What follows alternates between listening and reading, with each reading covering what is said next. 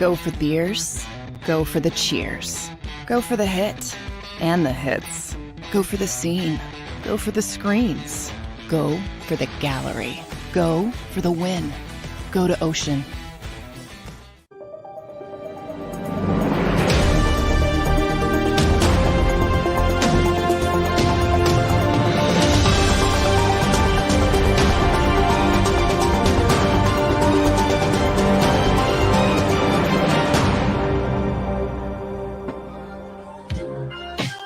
There we are. Hump Day. Welcome in, everybody. Derek Gunn, Rob Ellis hanging with you on this July 12th. Hope you're doing great out there. Gunner, what's going on in your world, my man?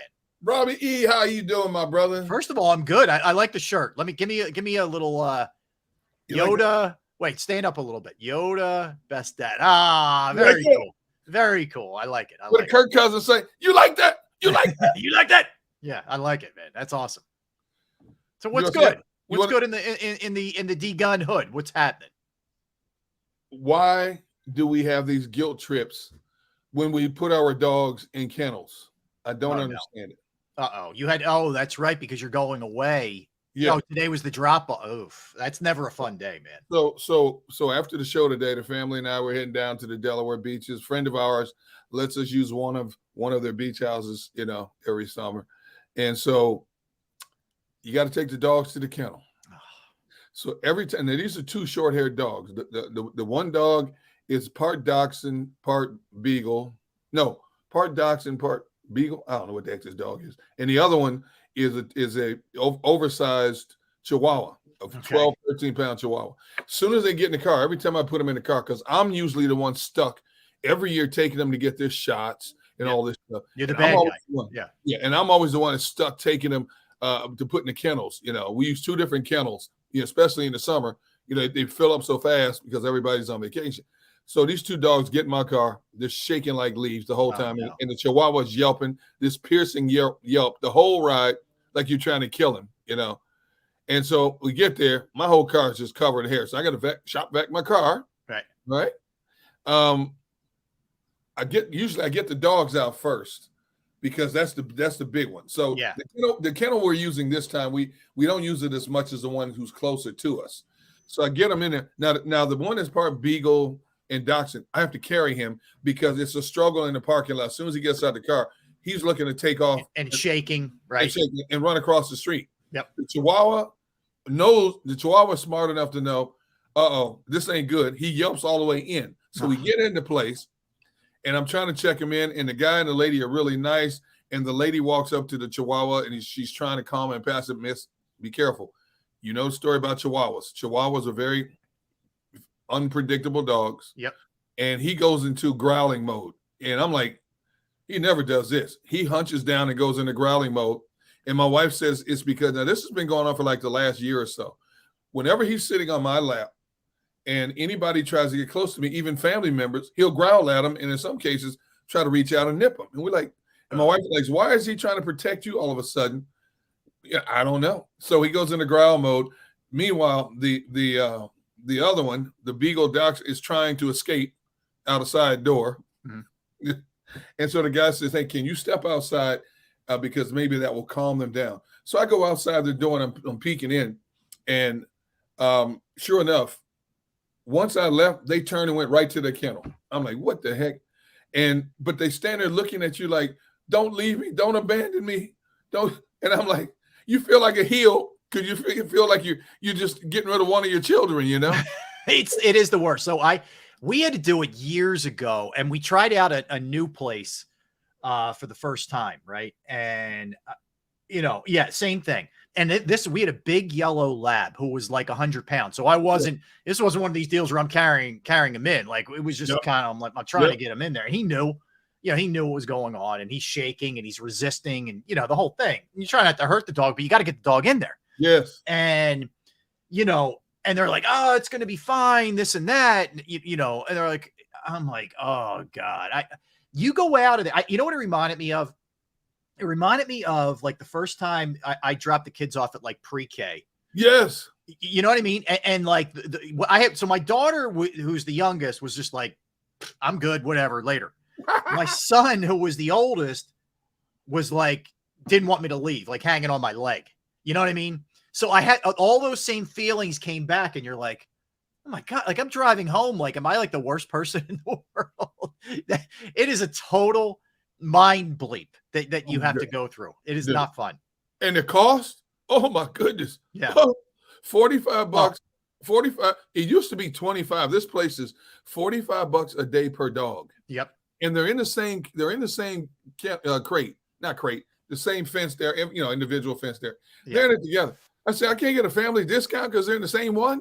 Yeah. 45, $90 a day just to house a dog. And then you bring your own food with them, and you got to give them instructions. And do they have the shot? You got to print out the shot chart. Make sure they have the shot chart. Because if they don't have, when did this kennel cough? Now, for the last 6-7 years, they don't take dogs now unless your dog has had a kennel cough shot. Oh, is that? See, I haven't done it in a while. That's a new thing to me. Okay. So you had to get that too. Oh, yeah. You got to make, if it's bad enough, you got to make sure they have their annual shots, the rabies, the influenza, all that. It's cheaper not to go on vacation. Just stay home instead of everything you have to pay here. This is crazy. I'm thinking, I got to bring shot chart. You got to give food. You got to give the instructions for the food. You got to tell them the portions of the food, and then on top of that, you got to pay for this, basically for them to stick your dog. And I had to give him instructions about the beagle. I said, he can't mix with other dogs because he attacks other dogs. He loves people, but he'll go after any dog that's bigger than him because he thinks he's a timber wolf or something. The Chihuahua, hey, just be careful who you approach the Chihuahua very slowly. Give him a treat. Yeah, I'm just like therapy, man, for dogs. I'm like, are you kidding me? It's rough. It is. Nothing's easy, man. Nothing is easy anymore. And my whole car is covered in hair. I got to shop vac my car now before I can leave. Oh yeah. If you even crack the window, you got hairs just flying in your face as you're trying to try. But these little fine, because they're both short-haired dogs. They're like little Velcro needles. They're tough to get off. You got to really dig in with the hose. Yeah, I know. And I got to use the lint brush and a shop vac to clean my car before I can go. Why do you have pets again? Like, for what reason? I have pets because my son duped us. Okay. He got this Chihuahua 8 years ago because he claimed he was going to give it to a former girlfriend as a pet, as a birthday gift. Gotcha. And I told my wife, I said, he's lying. So sure enough, I go downstairs, he's hugging his dog, and I'm looking at my wife and the two ladies that dropped the dog off and telling us, the dog's name was Yobi already. He was 8 months old when she got him from a pet store, and she's an RN, and she couldn't keep him anymore because she works at night, sleeps during the day, and Chihuahuas like to move around. They're high strung. Yeah. I looked at my wife, and I told her, I said, that dog ain't leaving here. So when everybody left, I asked my son, I said, when are you giving them to your girlfriend? Huh? When are you giving the dog to your girlfriend? Nope. Oh, she can't have dog. I said, so who's keeping the dog? Well, I've always wanted a white Chihuahua, Dad. Here we go. Okay. Then a year later, my wife is a part of this also. They decided that Yobi needed a playmate. Oh, God. So if you go on Facebook, they have this, it's a kennel in South Carolina. And they rescue puppy litters, cat litters. They put their faces individually on their Facebook page. It's called Paws, Claws, and Purrs or something like that. And they sell them individually all up and down the East Coast, right? So my son comes across this cute little black and brown beagle-looking thing and makes an arrangement with the lady to meet her at the rest stop down at the Delaware state line. She travels up and down the East Coast. It's a nonprofit organization. She only makes enough money to break even because her place houses so many dogs and kitten litters. And, she charges you for her gas tolls, stuff like this. So then we get this puppy. As he grows, we find out we don't know what he is. I'm thinking beagle. People think dachshund is a combination of the two. Come to find out, this dog does not like other dogs other than the one that lives here because that dog was here first. Mm-hmm. It's been, let's just say it's been fun ever since for the last 7 years. Okay. Well, there you go. I mean, I'm pretty lucky in that ours is pretty low maintenance, but I've had some high maintenance dogs. That's for sure. By the way, what's up, everybody? What's up, Chris? What's up, Steve? What's up, JM? Fitness Rebel. What is up, Mr. Taz? Jim G, Robert, everybody I missed. I apologize. As like I said, it goes fast and furious there on the chat section chain. If you see anybody, Derek, we missed, feel free to give them a shout out. We appreciate you guys. Huh? I said, okay. I said, Yeah. I'm looking. I think you covered it pretty well. All right, good. So a couple things. One, All-Star game last night, very good representation from the Phillies. You had the National League winning. So Rob Thompson was the manager. They haven't won an All-Star game, the NL, since 2012. Okay, Yep. First off. Craig Kimbrell gets the save. He locks it down. He's 14 for 14 in the regular season, and he gets one last night. And Nick Castellanos gets a walk and a hit, ends up scoring what turned out to be the game-tying run on the 2-run home run. So Phillies did all right last night, and the NL won. So there you go. Good work out of the Phil squad. It took Kimbrell 30 pitches to get it done, but he finally got it done. I think he was one more away. If he had one more walk, he would have yanked him, I think. You think so? Okay. Here's some interesting, for baseball fans out there. I saw this on Twitter. That's interesting.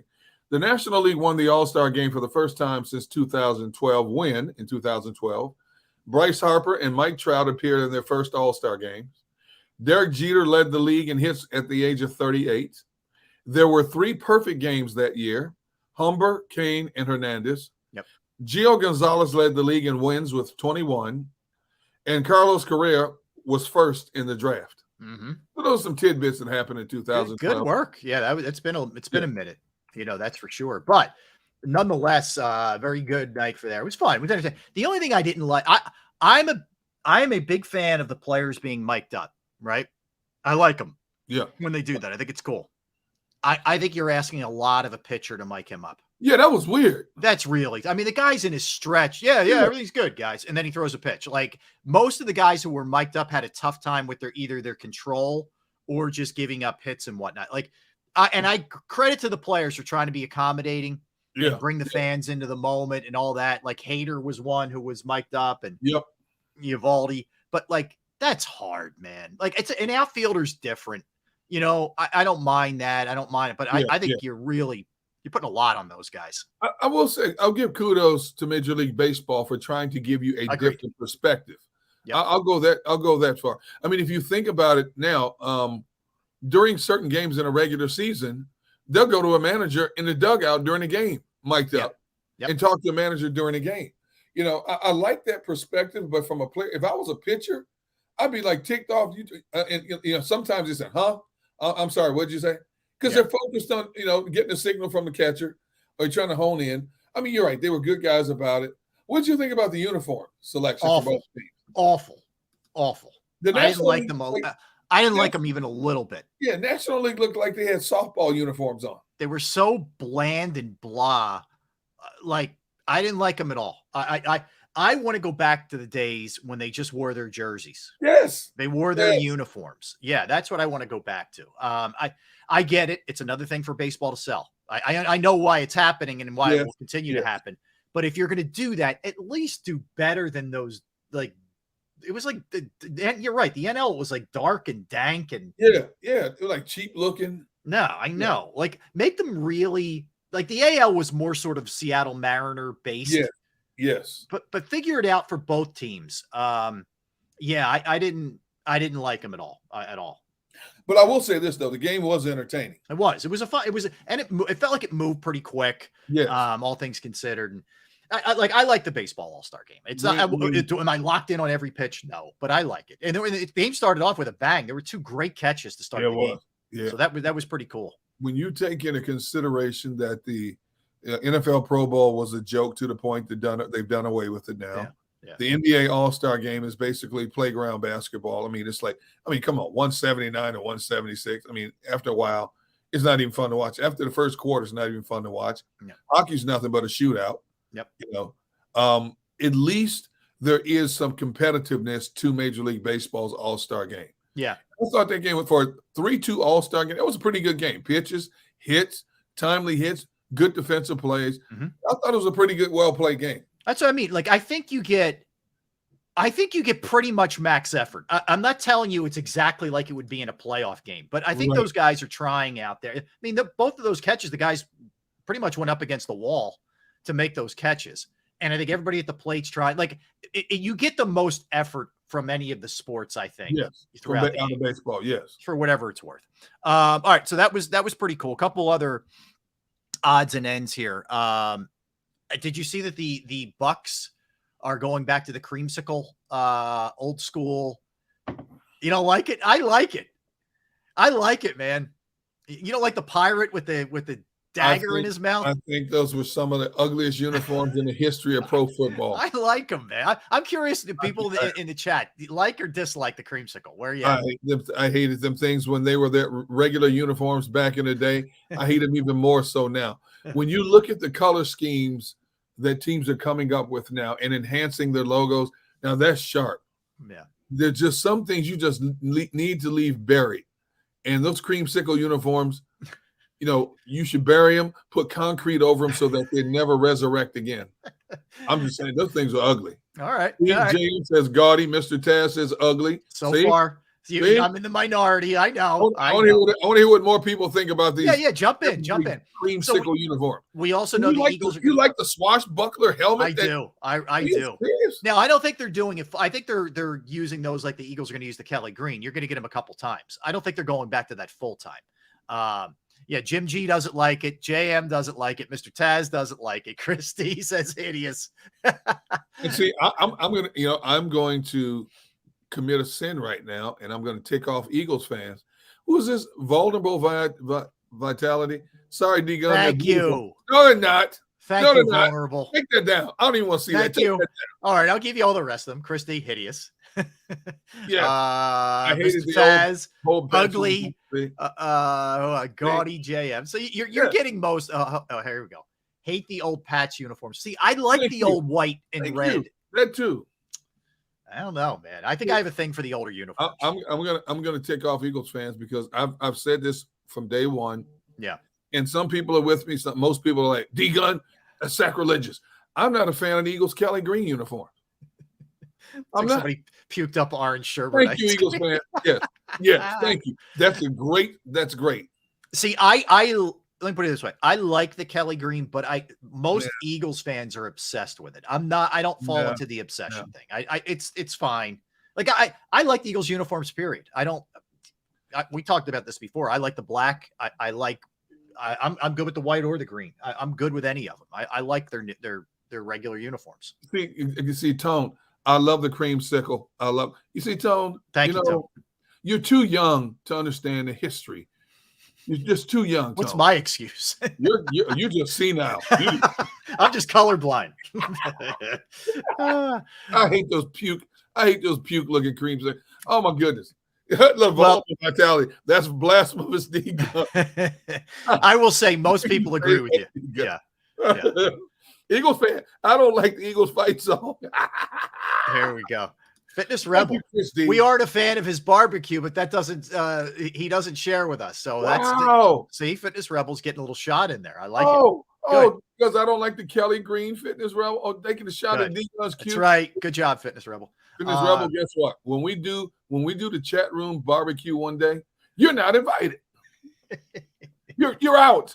She's my guest. Then no. Yes. Your +1 will be minus her. We'll be on the other side of the fence, just having our own little barbecue. Yeah, we'll throw some sauce over the fence. Thank you. Get no smoked meat. At least a couple hot dogs or some chips. No, we don't even get that. Okay. She's gonna attack me because I'm not a fan of the Kelly Green. Talking about nobody likes D-Gun's barbecue. You know what?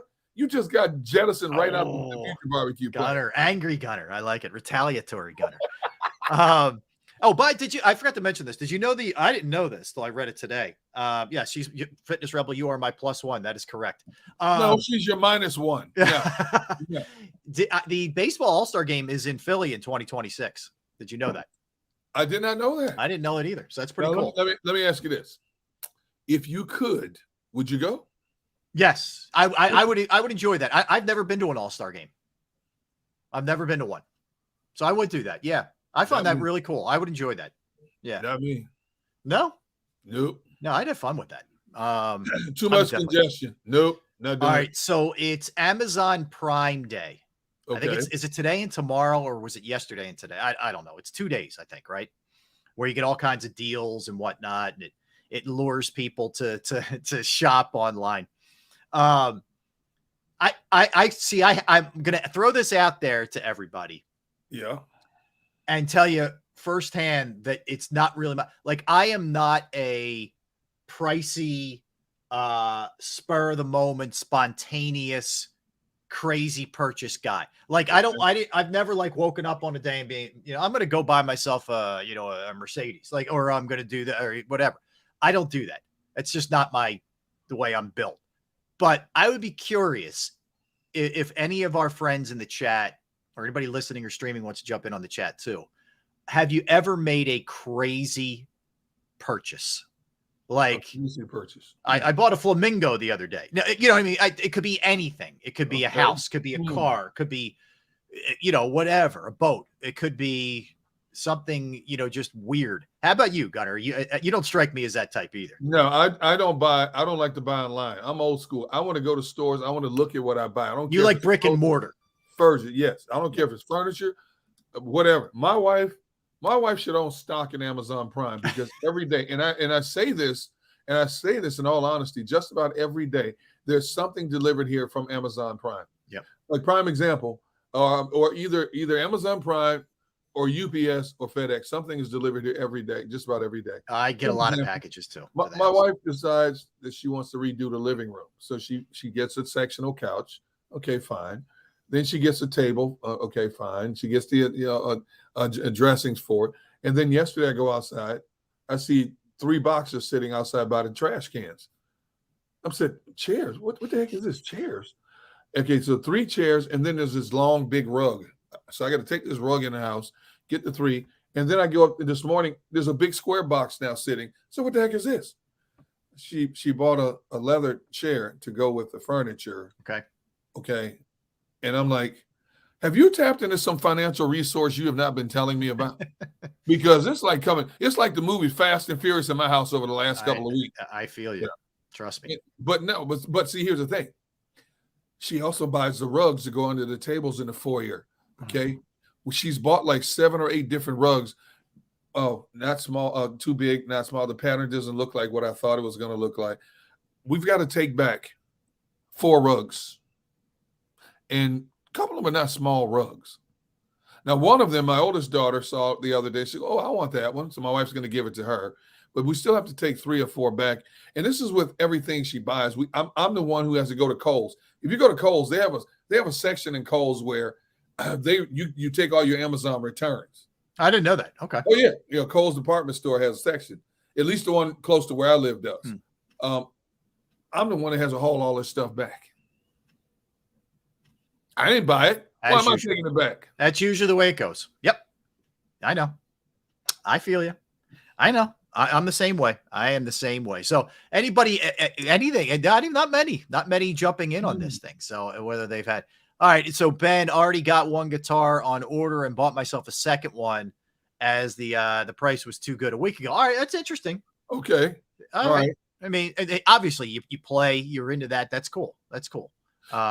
See, the thing is, if I can't see it, look at it, try it on, visualize it in person, I'm not doing it. I know clothes, it's tough. Like, I'm always leery of ordering clothes because everything's weird. Yes. Different brands are different. Yeah, exactly. They fit different. Yeah. It's the same thing with shoes. Yep. I don't order shoes. Oh, never order shoes online. Never. I gotta put them on. I gotta get the feel for them. I'm 100% with you. I wear a size 13 shoe, man. It ain't easy, man. Yeah. No, I know. I that is something you to me, you're begging for trouble ordering shoes online. You just are. Yeah. And then when it comes to like Christmas holidays, people think we're running drugs out of my house with so many boxes in and out every day. You think I'm kidding? Oh, I didn't like this. Can you take these 6 boxes back? It's not what either it's too small. The dimensions weren't worth your thought. The color is not exactly right. And I'm like, can you just go to the store and buy it? Now, I will say this. Most people that do use online a lot, it's because they find so much better prices than you do in the stores. Sure. Yeah. And my wife has a master's degree in finding stuff. I mean, stuff that we like on sale. There's especially furniture. There's a store. I think they're based in North or South Carolina. It's called Wayfair. Yeah. They're really good in terms of prices. So we've bought patio furniture stuff, fire pits to them that we've been really pleased with. That's different. Yeah, that kind of stuff. I get it with that. Yeah. But for the most part, I ain't buying it, dude, unless I can see it. Can't do it. I feel you. I'm there. I'm the same way. All right, let me hit you with this one. So Diana Rossini of ESPN just tweeted out about a minute ago. Saquon Barkley has made it clear the franchise tag is undesirable. I'm told his availability for week 1 against the Cowboys is in serious question if he does not get a long-term deal.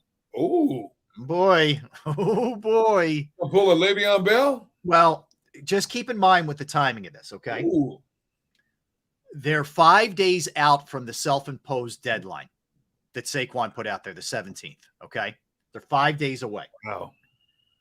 This is a little kind of thing. You're going to see some heat turned up here. And that's what I think Saquon and his people are doing right now. They're turning up the heat.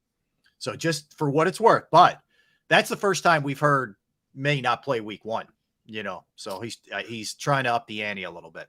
Well, I can't blame him, Yeah. And I understand why a lot of players don't like playing on a franchise tag. They feel it's funny. Some players will, I guess out of desperation, and we see this happen with the Eagles often.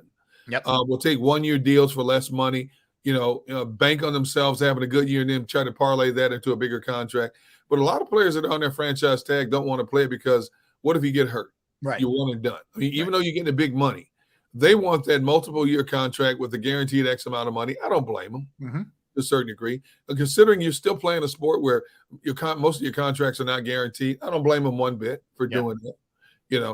And then the onus is on the ownership. How bad do we want this guy? Do we call his bluff?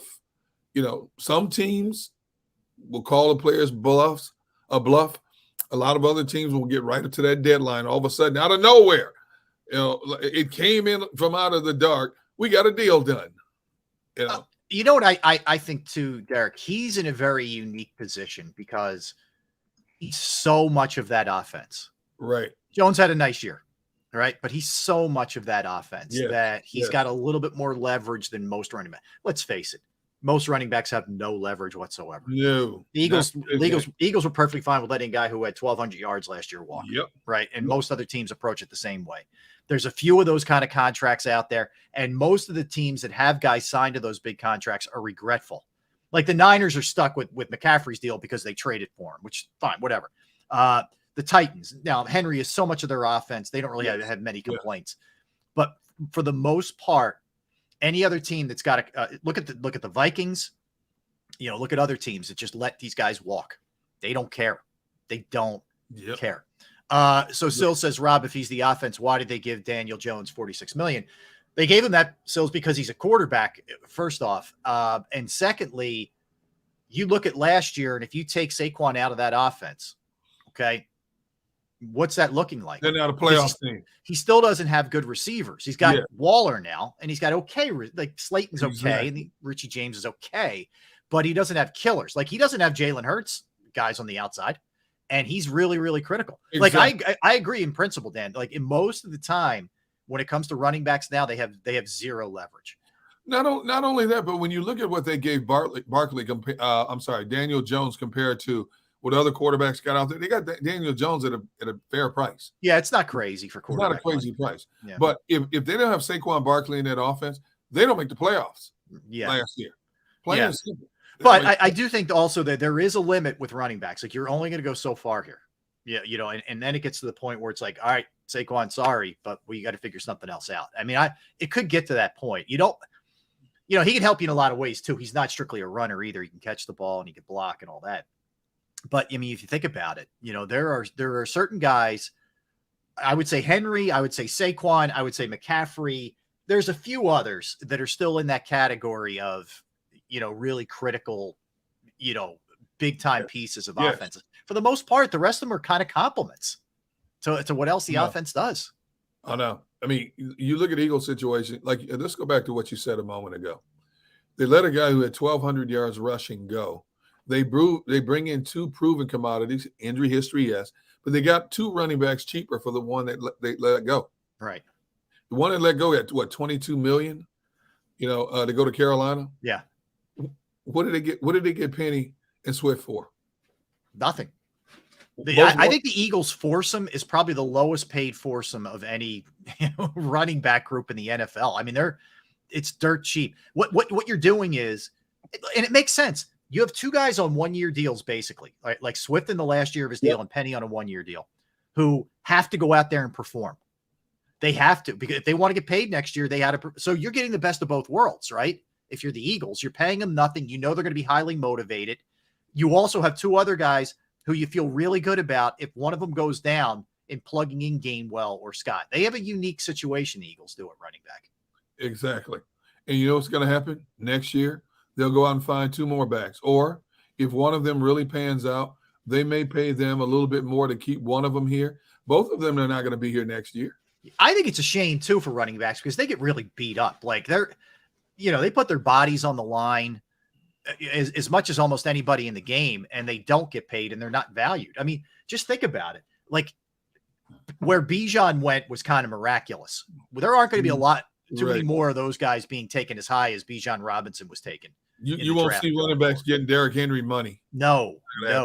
It's going to be, for them, it's like try and get a decent second deal if you're a good running back, and that's it. Look at Dalvin Cook, an elite talent. He's still out there. If the money was right, he would have signed with somebody by now. Exactly. You know what?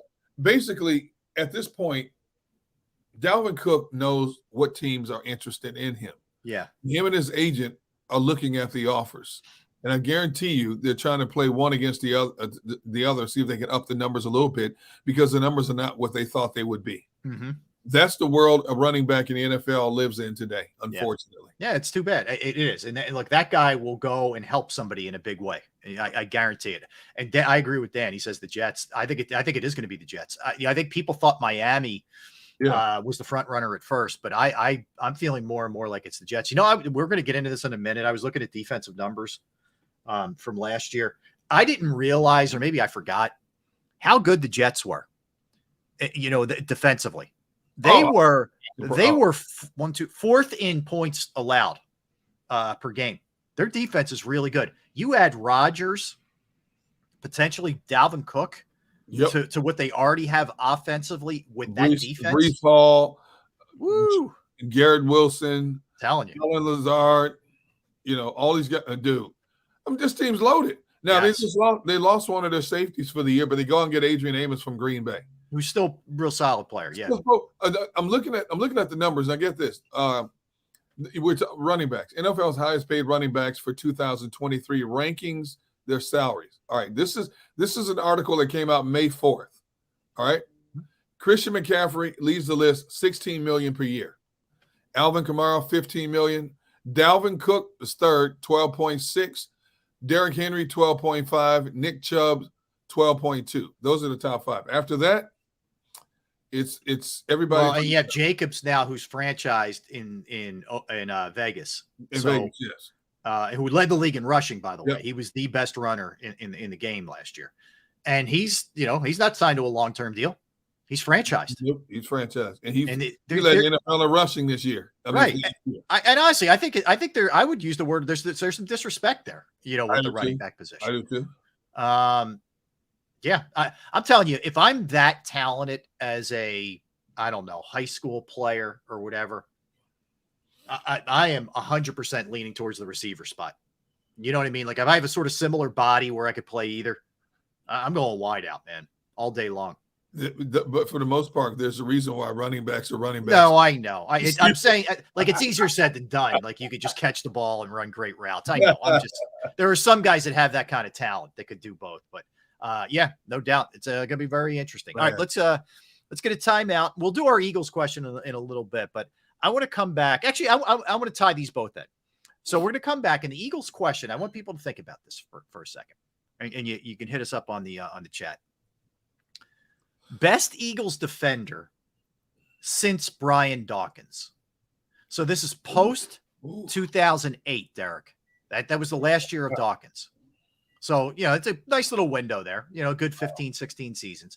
You give me who you think the best Eagles defender was during that time, and we'll get into what the expectations are for this defense, this year's 2023 Eagles defense. Yeah, let's think about that for a minute. We'll hit all that when we come back. Don't go anywhere. That's Derek. I'm Rob. We are Sports Take, JAKIB Sports YouTube Network. Let's talk about Bravo Pizza of Havertown, right? Bravo Pizza of Havertown, sponsor of Sports Take, sponsor of JAKIB Sports YouTube channel. Great people, man. Great people. I've been going there since I was a little kid. They've been family owned since 1985. You got Alex and the entire crew in there 7 days a week, just doing their thing. Fresh food, flour flown in from Italy. They offer all kinds of variety. They have 20 different styles of pizza. They have slices to go. They have the you name it, they'll make it, specialized type pizza, however you like it. And if you're not a big fan of pizza or not up for it that day, they have fresh pasta, sandwiches, wraps, wings, salads, you name it. They're also committed to the community. Bravo Pizza of Havertown has fundraisers for charities, for schools, for little leagues, where the proceeds go to those organizations. That includes the Eagles Autism Foundation as well. You can follow them on Instagram and Facebook at the Bravo Pizza of Havertown for specials and promotions. Their address is 1305 Westchester Pike in the Manoa Shopping Center in Havertown, 1305 Westchester Pike, Manoa Shopping Center, Havertown. Give them a call, 610-446-3810, 610-446-3810, Bravo Pizza of Havertown.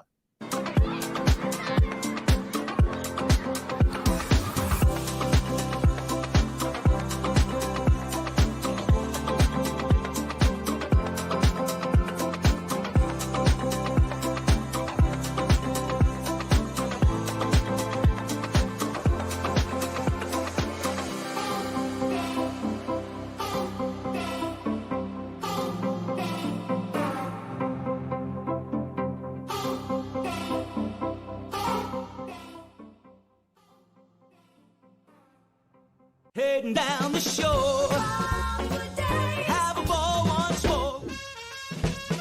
Here, imaginations run wild and time stands still. Because here, you can find the best of the Jersey Shore, all on one 5-mile island.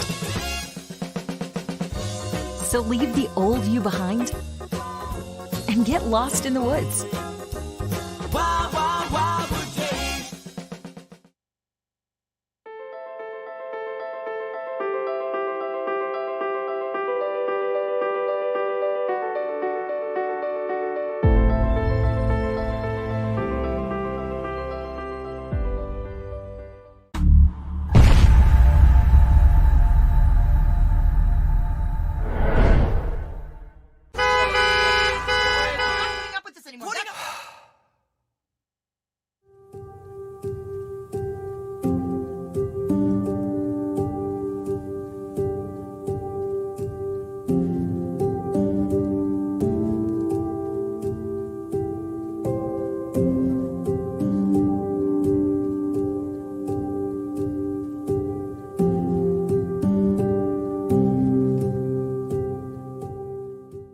Score and save in southeastern PA and Delaware with Colony Pools this football season, and let the experts close your pool with a custom Merlin safety cover in green for the birds. And if you join our Winter Watch team, we'll give you another 20% off, and Colony Pools will handle it all.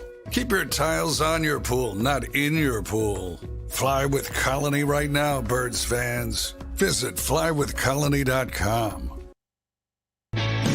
Hi everybody, my name's Jason Lombardi. I'm an inspector at DryTech. At DryTech we offer 3 major services, the first one being basement waterproofing, the second service we offer is foundation and structural repairs, and then the third service that we offer is mold remediation. If you feel you are having a waterproofing issue, give DryTech a call or check us out online.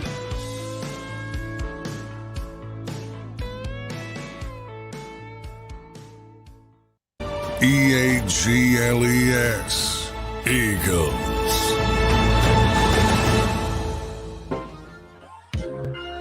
We're back. We're Sports Take. Tell a friend. JAKIB Sports YouTube Network. Let's hit the like button, friends. Let's get on a like run here, if we could, on this Wednesday. That is Derek Gunn. I am Rob Ellis. We're hanging out with you. All right. So were you in deep thought at the question I threw at you? Best, if you're just tuning in, best Eagles defender post Brian Dawkins era. That's 2008 to present. So, for example, I see Danny D says Eric Allen. That is way before. That's way before Doc. Yeah, Danny, that we're talking about here. This is after Dawkins left. 2008 was his last season here. So, you know, you can pick it up in 09. Like, I give you an example, Derek. You threw a great name out there. Yeah. Go ahead. No, go ahead. No, you said Asante Samuel. Yes. Who, first of all, great name and sort of underrated in Eagles lore. The only problem is they spent 1 year together. They were together in 08. But So you won't allow me to? no, that can count because he was here after Dawkins. Yeah, okay, but then I thought a little bit more about it. I came up with one more, All right. but that's a tough one, Rob. But It is tough. Like we're getting great answers here. Like Christy says, I'm going with BG for sheer longevity and professional growth. Then Malcolm, then Fletch, then Trent Cole. I mean, she named a lot of good ones there, but they're all, that's good. Very valid. The Eagles fan came up with the one I was just about to say. I'd have to say Malcolm Jenkins. Yep. Because he was so versatile in how they used him. They used him down in the box, back up. He was such a solid player in so many areas. A sure tackler. Wasn't the fastest DB out there, but I guarantee you won't find many smarter than him. The way they utilized him. Well, he played special teams too. Yeah. He was always there to answer the bell for anything that was happening, team wise. Derek, there'd be a crowd of 100 people around his locker all the time in the locker room, whether he was addressing stuff with the team or social issues or whatever. He never ducked anything. And was a darn good player on top of everything else. I remember one interview, and I forgot what the topic was, but it was a very heated topic at the time when people rushed over to Malcolm Jenkins to get him to talk about. I believe it has something to do either with the NFLPA or a foundation that I forgot what the heck it was, but all of his answers were on. He had written them out on cards. I remember that. He didn't say a word. He just kept holding up cards, and that was it. And I was like, that is profound. Yeah. Because the more you asked him questions, the more frustrated you became, but the more satisfied he was with the card he would hold up. Yeah. So basically, he was saying, I'm tired of talking about this. This is my answer.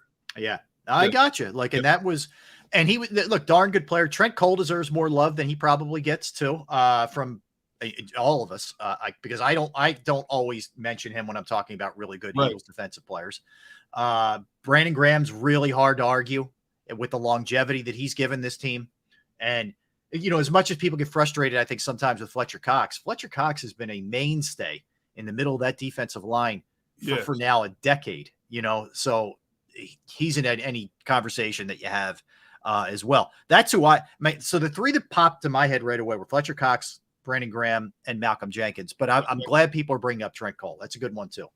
Trent Cole's my guy, and Trent Cole. If you look at his history, he didn't miss many games. No. And I said, how are you playing a linebacking position that always gets nicked up, and you're not missing any games? He said, Degon, I learned early in my career, you have to keep your feet moving and your head on a swivel. That means, he says, when you see this scrum, he said, if you notice when there's scrums or pile-ups, he says, my feet are always moving. I'm always pushing people away from me. He said, I don't let people get around my legs. I'm like, it's so simple, yet why more players think about that? Because if you really think about it, look at how many bodies are flying when there's like a fumble, a scrum for a ball, or, a short yardage situation when you got major congestion in there and everybody's pushing one way or the other. Yeah. But Trent Cole gets in there and he gets out. His feet are always moving. And that was huge. I was to look up his stats real quick. His stats were phenomenal in terms of how few games he missed. Yeah, and he was just really, really consistent. He was just a consistent guy. Like Mike says, Reddick don't count. Well, I mean, Reddick's done it 1 year. He had a great year, and we might in 2 or 3 years from now, be bringing him up with any of these names. The guy got 16 sacks in his first year here for sure. That we would, but not this soon, not after 1 year, in my estimation. Do you know in 10 years with the Eagles, he missed 3 games? That's amazing. 4, correction, 4 games. That's really. Isn't that something? In the trenches, that's a tough thing. Yeah. That's unbelievable for a linebacker to play that many games and avoid serious injuries. But I agree. He perfected the art of keeping your head on the swivel and keep your feet moving. Yeah, he did. Yep. But it was fun little exercise because most of the time you're drawing back to Dawkins, right? But if you pick it up after Dawkins and look at it that way, it's really, I think, a nexus of Malcolm, of Trent Cole, of Brandon Graham, and Fletcher Cox. I think that's your Mount Rushmore, if you will, during that time period. All right, present day, Derek. Present day expectations. We looked at the offense yesterday. Let's look at the defense. All right, so 20 points per game allowed, which was tied for 7th. Yep. They were best in the league against the pass, 179.8, which ties into 70 sacks, which was first. They were very mediocre against the run. They were 16th, tied for 16th. They gave up 121.6 per game on the ground. Which is not a bad number, not a great number, but it's not a bad number. It's not bad. It's okay. You No. know, it's okay. Where they got hurt, well, the Super Bowl obviously hurt them, but there were certain situations in games where I think they got hurt up the middle, against other teams' runners. They were also very good at yards per game allowed, they were second in the NFL. 70 sacks. Here's the thing. We were talking about this yesterday, so I looked it up. They were third in turnover differential at +8. Most of the year they led, and then they kind of fell off a little bit late. They were third in takeaways, 27, which is a very good number too. Like they're both quality numbers. You're in the top 3 in your turnover differential and your takeaways. That's an excellent number. So we all know what they lost. They lost Hargrave, which was 11 sacks. They lost CJ GJ, which is 6 interceptions. They lost TJ Edwards, 159 tackles, and Marcus Epps, 94 tackles. So, nothing to sneeze at what they lost, for sure. But they still returned 3 guys with 11 or with 10 or more sacks. That is Sweat and Brandon Graham and Hassan Reddick. Reddick with 16, Sweat 11, Graham 11. Fletcher Cox from the defensive tackle position, 7 sacks, which is a really good number for a defensive tackle. So there's still a team that should be up there, if not top 3-ish, 4 in terms of sacks. The question is, do you have guys in the secondary who are going to take the ball away? Because that we know how critical that can be to give your offense a short field. I think the cornerbacks, Darius Slay and James Bradbury, definitely have the capability of getting a significant amount of takeaways. From the safety position, don't know. That's a big mystery. Edmonds coming in here from Pittsburgh, Blankenship now assuming a starting role compared to playing a lesser role for the team last year. I don't know in that regard. I don't know if they'll have as high a volume of takeaways as they did last year. There's so many pieces to this equation. It starts with the 5-6 new coaches they brought in. What is their philosophy? What is their mindset? They've sat down and studied the film and have talked about how they want to use certain players like a Hassan Reddick, Josh Sweat, the D tackles in their type of defense. But is their type of defense going to turn these guys loose to garner the individual numbers that they did in 2022? Hard to tell. Yeah, it is. Again, and because they play so many inferior opponents, now you're playing a much better crop of opponents this year. That has to figure into the equation as well. I think they're going to have a good defense, a solid defense, even with the integration of all these young players. Like I said the other day, Jordan Davis and Nakobe Dean are basically redshirt freshmen this year because their roles are being elevated. You have to get Jalen Carter acclimated. You have to get Nolan Smith acclimated. Brown on the back end if he's going to play for him, the rookie. You've got some huge question marks that will only be answered once the ball is kicked off for real in September. So we don't really know. The possibilities and the potential is unbelievable in that regard. But Rob, as we know, many times what looks good on paper doesn't necessarily translate to that type of play on the field. I'm with you. Like I view it as a work in progress. I think it's going to take them a little while to get there. But that's okay. I mean, that should be expected. They're not going to come out of the chute ready to go or be at their top form. I think the offense, on the other hand, should be in their top form. The offense doesn't have any excuse as far as I'm concerned. But defensively, you have 2 new linebackers and 2 new safeties, and it's new young guys, unproven guys on the defensive line expected to do something with a new defensive coordinator.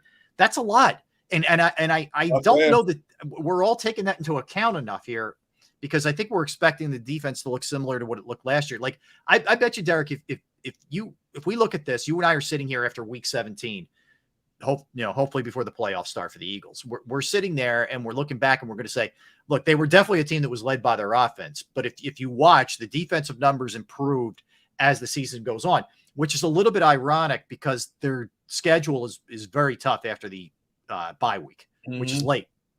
But I still think they're going to be better in terms of takeaways.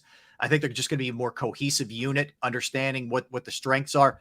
it takes, I'll give you an example. Last year, it took the defense and Jonathan Gannon a little while to really utilize Hassan Reddick at his best.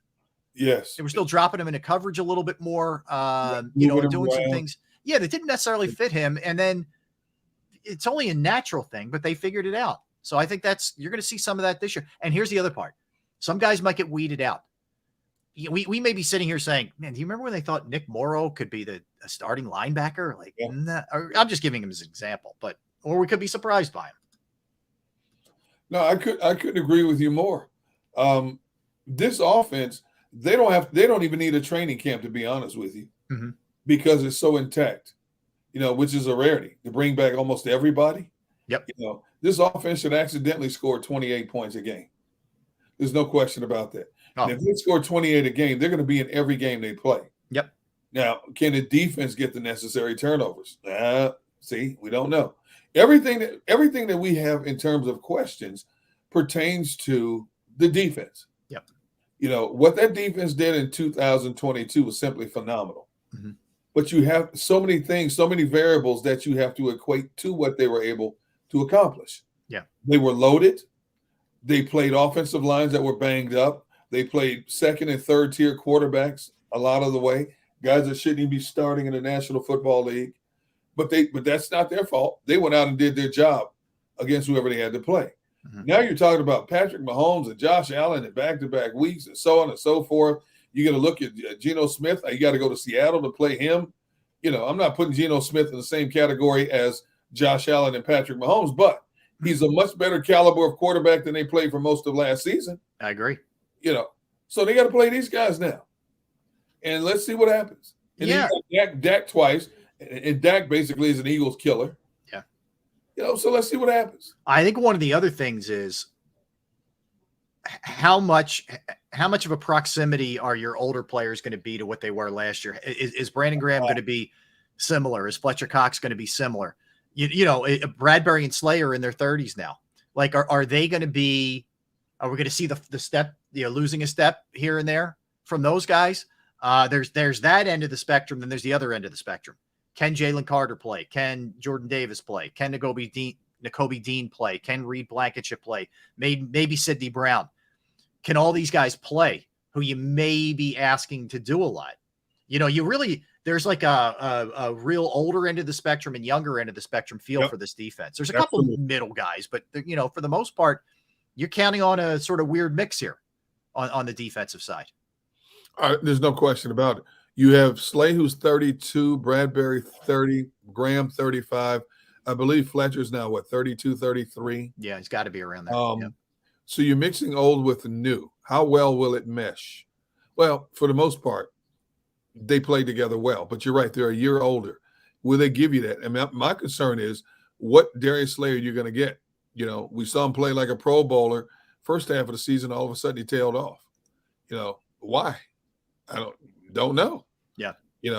Will another year under his belt? What's it going to look like? Yeah. What's it going to look like? And also, was there something else?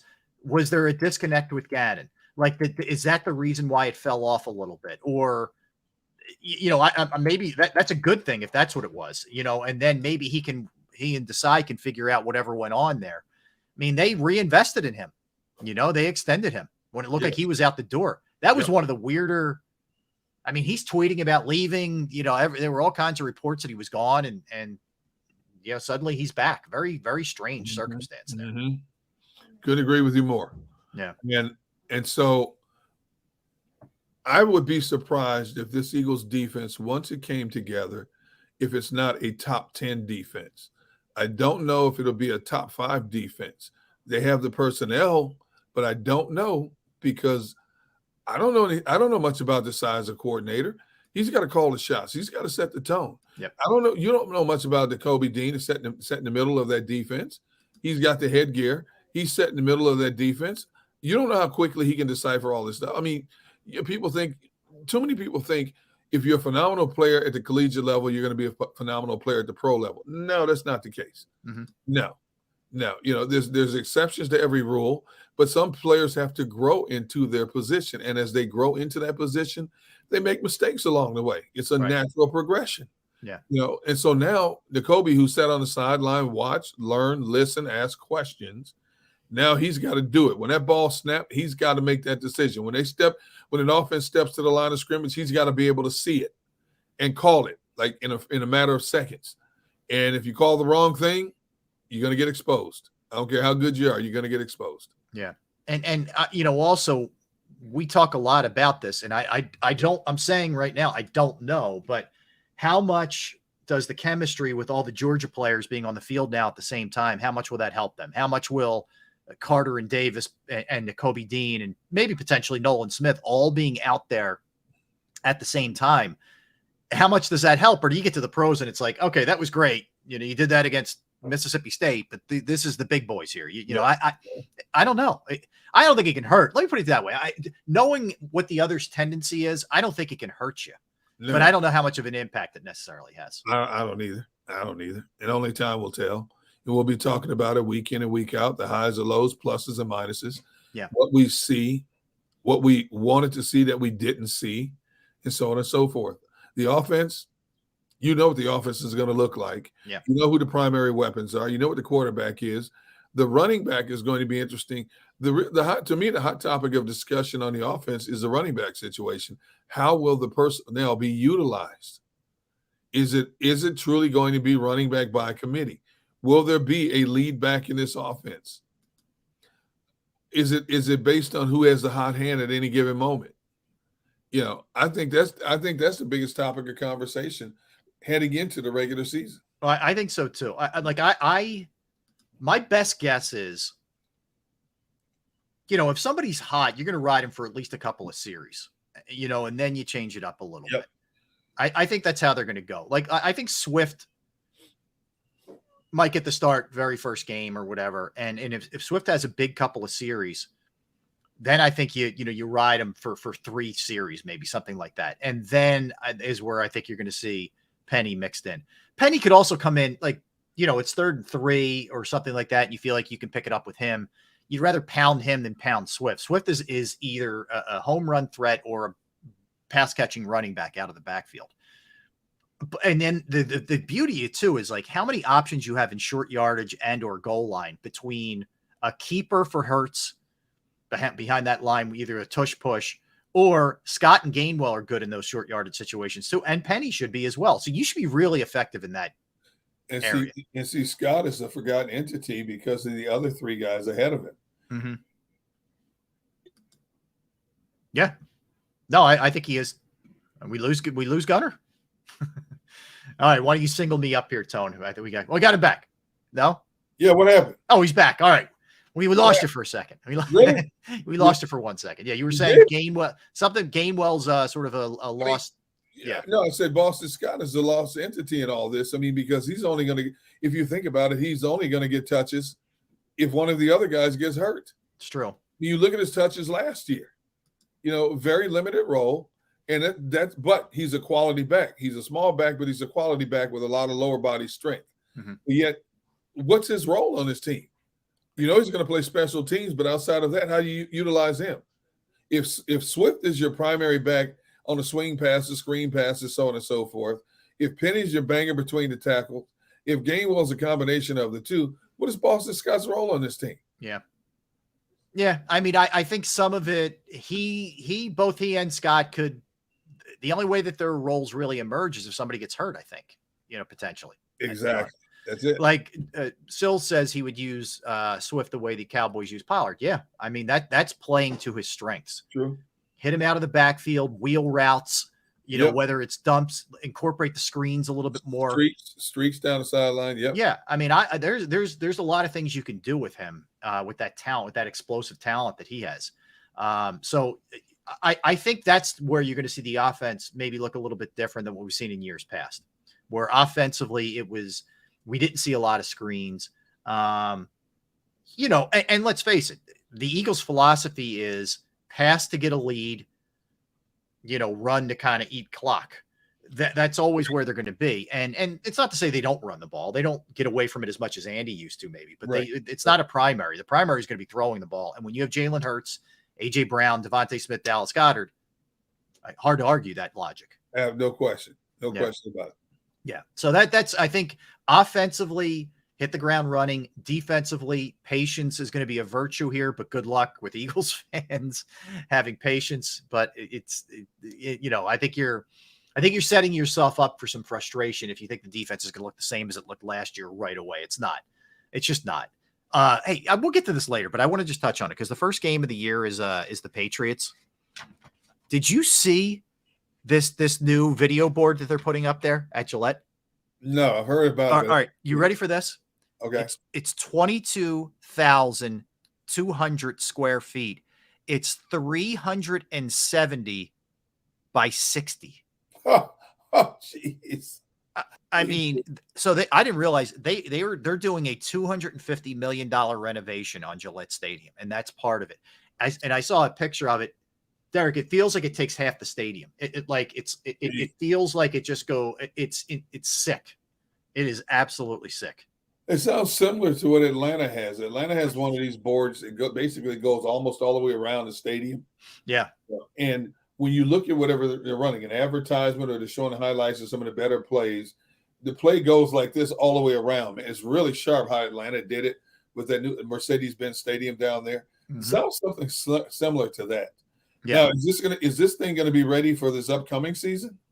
Yes. Their hope is that it's ready for week 1 against the Eagles. That's the target for the screen, for the video board. Yeah. Dude, think about something that big, and they're doing it now. Obviously, they've been doing it since the offseason. Yep. But still, to get that thing ready in less than a year, how meticulous and how many hours workers have to put in just to make sure that thing is right. Because if you're spending that kind of money on it, you want it to work from day one, not day 4 or 5, from day one. Yep.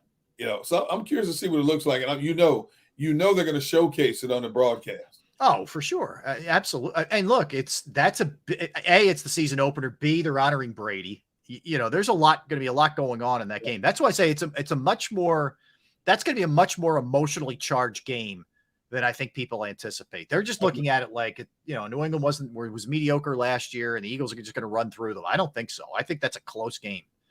Eagles, I think it was 5 points is what they were favored, but I think it's going to be close. Like that's going to be a field goal kind of game. You know what? I couldn't agree with you more. Say what you want to say about the Patriots offense. Their defense will come to play. Oh, yeah. A Bill Belichick defense will come to play. Mm-hmm. Now, the only thing you can hope for is the offense sputters to the point where they keep turning the ball over, giving it back to the Eagles, or the Eagles can sustain lengthy drives and just wear that defense down. Yeah. Wear them into submission. But Patriots have some ball players on that defense. And that defense is going to be a good matchup for the Eagles. Good first test out of the gate for the Eagles offense. Yeah, I agree. I mean, the thing we just don't know with them is, what impact does Bill O'Brien have on Mac Jones? Even if there is a good impact, is Mac Jones that good? And, frankly, I'm not scared by their weapons. I don't love the receivers. I don't love the running backs. I think Belichick has relied too. You could get away with not having spectacular players with Brady. And I think he's made a mistake of not getting enough playmakers for Mac Jones. I really do.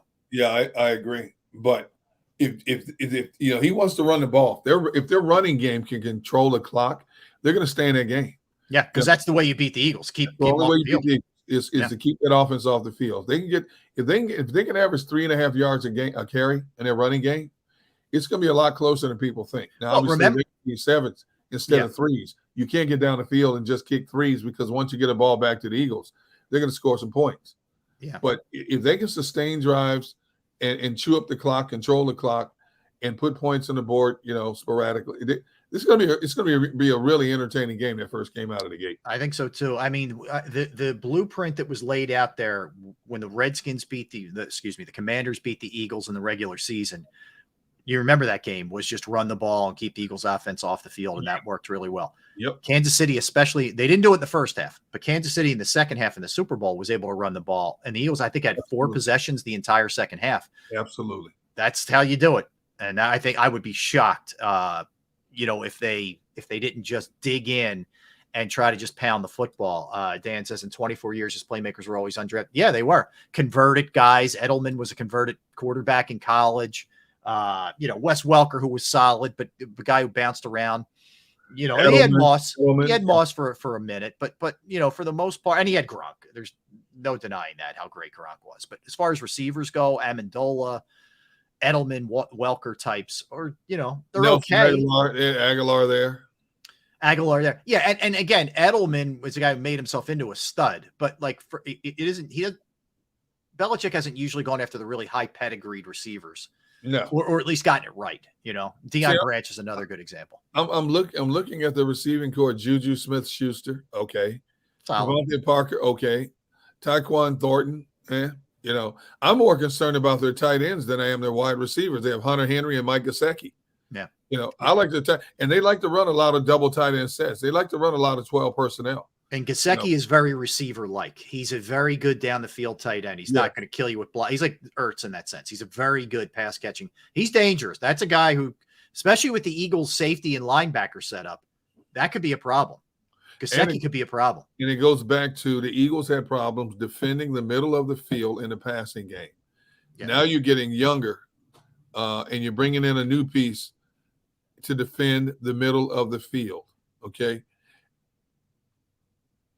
I don't know we don't know I don't know anything about this Morrow guy. I don't know much about him. I don't either. I know he had a lot of tackles, but I don't know what that means. Tackles with the Bears. So right. With a bad team, what does that mean ultimately? Yeah. What does that tell you? And when you got two tight ends like this, I guarantee you Belichick's going to want to dink and dunk his way down the field with these guys. Yeah. And hopefully free up a Parker occasionally, a Juju occasionally. But the wide receiving game is going to be huge for the Patriots. I'm looking at the running backs. I'm like, really? This is what you have for your running back situation? Well, that's what there was some talk about Cook maybe going there, but that's sort of cooled, for whatever it's worth. And right now you have Ramondre Stevenson, Pierre Strong, Ty Montgomery, and Kevin Harris. Do any of those names worry you? Stevenson, maybe, but I don't. Like I said, I don't love the bunch. I don't love it. No. Stevenson, a big guy, 6'2", 230, but still, he's been in the league 2 years. Well, he did have 1,000 yards rushing for him last year. I don't remember much. He averaged 5 yards a carry. Yeah, he had a good year. He did. He had a good year. So the Patriots' offensive line is decent. So that's why I said if they can establish the running game and they dink and dunk down the field with the tight ends, it's going to be a close game. Right, and dinking and dunking makes sense because you want to milk clock too if you're the Pats. All right, let's step aside. We'll mix in a bunch of different things when we come back, including some Phillies. And the question is for the second half when it comes to them, will their proven players step up who have not in the first half? We'll get into that. Got a bunch of other stuff we're going to hit. Beyonce is at the link, D-Gun. Are you going? I am not. I will be working tonight, but I have a question for you. Yes. Thank you. Just to ponder on. We'll do this in a little bit. All right. Greatest music artist of the 21st century, 2000s to today. What? Great. Well, some would say Beyonce, wouldn't they? I guess you could say Beyonce. I got one for you. All right. I'll hold it. I got one. Okay. Think about it. Think about it, everybody. We'll dig into that as well. All right, let's get a quickie in. We'll come back. We'll discuss the Phillies, all that kind of stuff. We have our NFL segment. Our greatest series continues with the Seattle Seahawks today. We will do Seattle when we come back. Don't go anywhere. Derek Gunn, Rob Ellis, Sports Take. All right, let's talk about Jim Murray and Principal Financial Group because finding that right person can be a challenge to handle your investments, right? And I was right there at the front of the line for a long time, but I can tell you from personal experience, I found someone I trust with my finances, and it's Jim Murray and Principal Financial Group. Whether it's retirement planning, 401k review, insurance review, you might have a small business and you're trying to get your employee benefits off the ground, or if you're just not sure about something, about what direction to go, about a stock that you feel like might be hot, whatever. Jim is there for a resource. There's a reason why I'm about to give you his number and his email address, because I can tell you, I personally have entrusted my IRA, my 401k rollovers with Jim, and I couldn't be any happier. You will be too. Give him a call. 610-996-4751. 610-996-4751. You could email him as well. Murray, Murray, .jim@principal.com. That's Murray.jim@principal.com. Do you stream on a Roku, Fire Stick, Google TV, or Apple TV? Now you can watch 6ABC 24/7 with the 6ABC Philadelphia streaming app. For the big story on Action News, Search 6ABC Philadelphia and start streaming today. Go to get your game on. Go for the beers. Go for the cheers. Go for the hit and the hits. Go for the stakes and the stakes. Go to get your parlay on. Go to get your party on. Go for the scene. Go for the screens.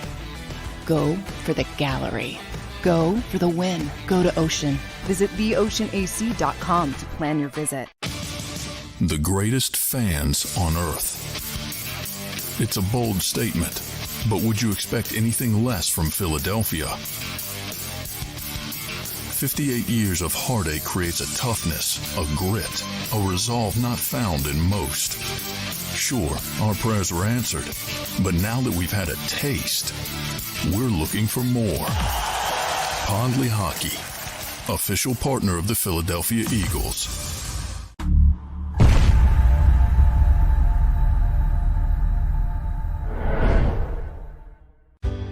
Go passionately. Go fearlessly. Go confidently. Go Birds! Go confidently towards your goals with First Trust, Philly's hometown bank for nearly 90 years, and the official bank of the Philadelphia Eagles. We're focused on getting you over the goal line. So go with conviction, go with trust, Go Birds!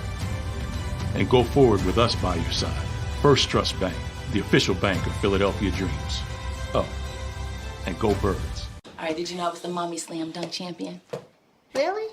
Yes, really don't sound so surprised. Let's see it. Oh, you're ready. All right, here we go. Let's hear the crowd. So go to right, I go to left, fake a mom. Mama go up, mama! She did it. Again? You can't avoid gravity, but United Healthcare can help you avoid financial surprises by helping you compare costs and doctor quality ratings. United Healthcare. Uh-huh.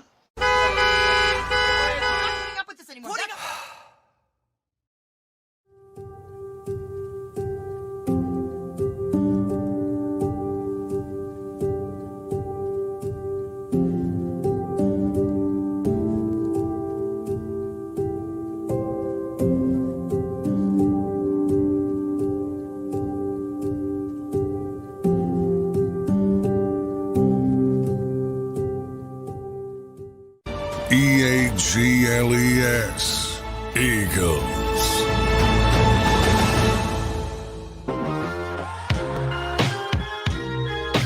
Want me mid-mouthful. Welcome back, everybody. Sports Take. I did get busted. Derek Gunn, Rob Ellis hanging with you. How much did you watch of the All-Star game last night? I would say maybe half of the game. Maybe half, yeah. Like I said, my daughter and they were here for a while. So I had to run around, do some things. So I would say half. I caught maybe the last 5 innings of it. Okay. No, again, entertaining game for sure. Rob, all right. Rob, Mr. Tass says, "Are you chewing dry Cheerios?" No, Cheez-Its. Cheez-Its. My quick Cheez-Its. Cheez-Its, okay. Had the dry Cheerios for breakfast. We already got that out of the way. So we're good there. Geez. I know your favorites. All right. So looking ahead to the Phillies second half. Now they play Friday against the Padres. That'll be a nice little test for sure. San Diego's underachieved in the first half of the season, and they have to get their act together. So they're going to come in ready to go. Here's really what it comes down to for me, Derek. Proven players who underachieved in the first half. Nola. Wheeler to a lesser extent, but he still didn't pitch as well as he's capable of. Yep. Turner, big time. Real Muto. Yep. You take those four guys. See, I'm going to trust the back of the baseball card here and believe that these guys are going to be better than what they've been. And I know it feels like we said it all first half. Oh, this is when Turner turns the page and he's going to get it together and this and that. I think Real Muto will be more consistent at the plate. I think Wheeler will be better in general. I think this week off will be nice for them. And I think Nola, look, this one I can't say with real strong faith, but for most of his career, he's been better than this guy we've seen. So I'm going to believe that they will be better. Where do you stand there? You are the eternal optimist. I think when you look at where they are right now, and they've played how many games? 80 what? 89. 89 games. 48 and 41. Baseball is such a streaky game, but they've played 89 games, and we are sitting here talking about them getting better. I mean, look at Castellanos last year. You look at his baseball card numbers prior to him arriving in Philadelphia. Yeah. Didn't really start to pick up until September. I think maybe one of those guys, I don't see, that's a lot of guys you're asking to just the light switch to go on. Yep. I think for the most part, it's going to be ebbs and flows like this the rest of the way. They'll be good enough to get in the playoffs, but I don't think one guy's just going to take off. I don't know what it is with Nola. Again, I don't know if it's the contract situation. I don't know if if it's the clock that's bothering him still. He can't get over the clock in between pitches. But the fact that he's given up home runs in every game he's pitched in except 2, and he gave up 3 his last outing on Sunday, that's a problem. That's a red flag for me. Yeah. So there's something going on there. 4 days off, I don't think is big. If you're saying, okay, everybody has 2 weeks off to sit back and reflect, maybe a little different. Right. But you're getting right back on a horse in 2 days. I don't know, Rob. I don't see it. I just don't see it. I think they're going to be hot. They're going to put together some wins. They're going to go through losing streaks. It's going to go back and forth the rest of the season. They'll finish well over 500 and hopefully get that either number 1 or number 2, at the worst, number 2 seat in the wild card spot. Because I don't think nobody's catching Atlanta. You can forget that. No, yeah, I gave up on that a long time ago, the division. Yeah. And I will go so far as to say, I don't know if they can catch Miami. Now, I look at Miami, the strength of Miami's staff. I thought the strength of that team was the pitching. And then I looked at the numbers and found out they were the second highest hitting team in the National League, team average, but they're not a power hitting team. But as we saw against this Phillies, we saw this against the Phillies' 3 best pitchers. They spray the ball well. Yep. They win a lot of close games because of their pitching staff. Yeah.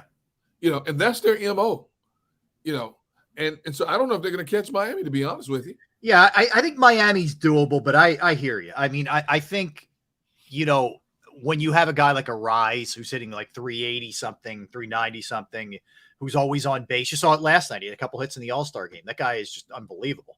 Yeah, they're just pesky. Miami's pesky. I don't know how else to put it. Exactly. They loop single here, a slow roller through the gap over here. They may get a double. I tell you what, though, they're pretty good on the base paths. I will give them that. Yeah. They're good on the base paths, moving runners. I'll give them that, stealing bases. I'll give them that. Wait a minute. Hold up. John Dickerson. Now, John Dickerson, we know, is a little out there. Okay. I don't even know if he's joking, if he's serious. He said, Rob, did you see the lemon frosted Cheerios? Is there really such a thing? Not that I know. I only eat plain, shockingly, but I don't even do honey nut. I don't even do honey nut. Wait a minute. You don't like honey nut Cheerios? No. I only eat the number 1 brand plain original. That's the only one that I will eat. How can you not like honey nut Cheerios? Too much going on, man. I like it just plain. What do you mean? My wife's sitting there laughing at you. What do you mean there's too much going on? It has a sweeter flavor. That's it. Yeah. It's covered in honey. I'm a plain Jane, man. I don't need to get crazy with stuff. Give me my basic Cheerios. Wait, you said there's too much going on with honey nut Cheerios. Yes. It's not like they have frost on them. See, I'm also somebody, I don't need, let me put it this way. I love chips and dip. I like plain chips, dip it into salsa. Okay. Tortilla chips. I love just plain. People have to do the lime thing and I don't need all that. Yeah, I don't need. Now, when it comes to my chips, like my Tostito chips, I want them plain. The lime ones are okay. I don't like the lime ones. I just want those plain. Yeah. I agree. There they are. There is the lemon frosted Cheerios. This is real. It's a limited edition. Would you try them just to say whether or not you would like them? I would test it. Yeah, I would test. I wouldn't buy a box. If somebody gave me some and sampled, I would sample it, but I'm not wasting money on buying it because I know what I like. Have you ever had honey nut Cheerios? I've had them. Yeah, not a fan. There's another kind. What's I don't even know who you are anymore. There's another kind too. I forget what. Yeah, I do get the heart-shaped one sometimes. The Philly fly. Yes. Hey, look, don't take this the wrong way, but you and I, we can never sit down at breakfast, lunch, or dinner together. I know. I would be depressed looking at your meals. I told you, I'm the one who, if you just said, "Hey, you got to give that guy the kids meal," I'd be like, "Great, give me the kids meal." Like, hey, good. You see what Kevin Savard said about the honey? See what he said? We don't need to mix our Cheerios and our pleasure. I don't think. Yes. The multi-grain. That's the other one, Dak. You're right. My wife gets the multi-grain sometimes. Yeah. No, I know it's healthier. I get it. There's apple cinnamon. Yeah, there's all kinds of stuff out there. I just have you tried the apple cinnamon? I have had that before. Yeah, I've had that before. I've had that before. You know what? Here. What is this? Tone is all over this. There's no way. They have that many, 10 different kind of Cheerios? See, the fruity ones remind me of Fruit Loops. I didn't remember the Fruit Loops they used to have. I love Fruit Loops. Oh, yeah. Chocolate Cheerios? No, I'm not eating chocolate Cheerios now. Ancient grains? Like what is going on here? What is this? Medley Crush with oats? No, see, that's going a little too far. And then frosted. Yeah, there's apple cinnamon. No, too much going on. We don't need all these options. Just, you know what one you need? You need the big yellow one, second from the bottom, on the bottom, second to left. You know, the second one. My wife is sitting there cracking up. Yes. Most normal people like Honey Nut. They like the whole grain. These are normal human beings. I'm not a normal human being. Hold on just a second. If I can catch her between giggles. Trish, how would you describe Rob's palate? He doesn't have one.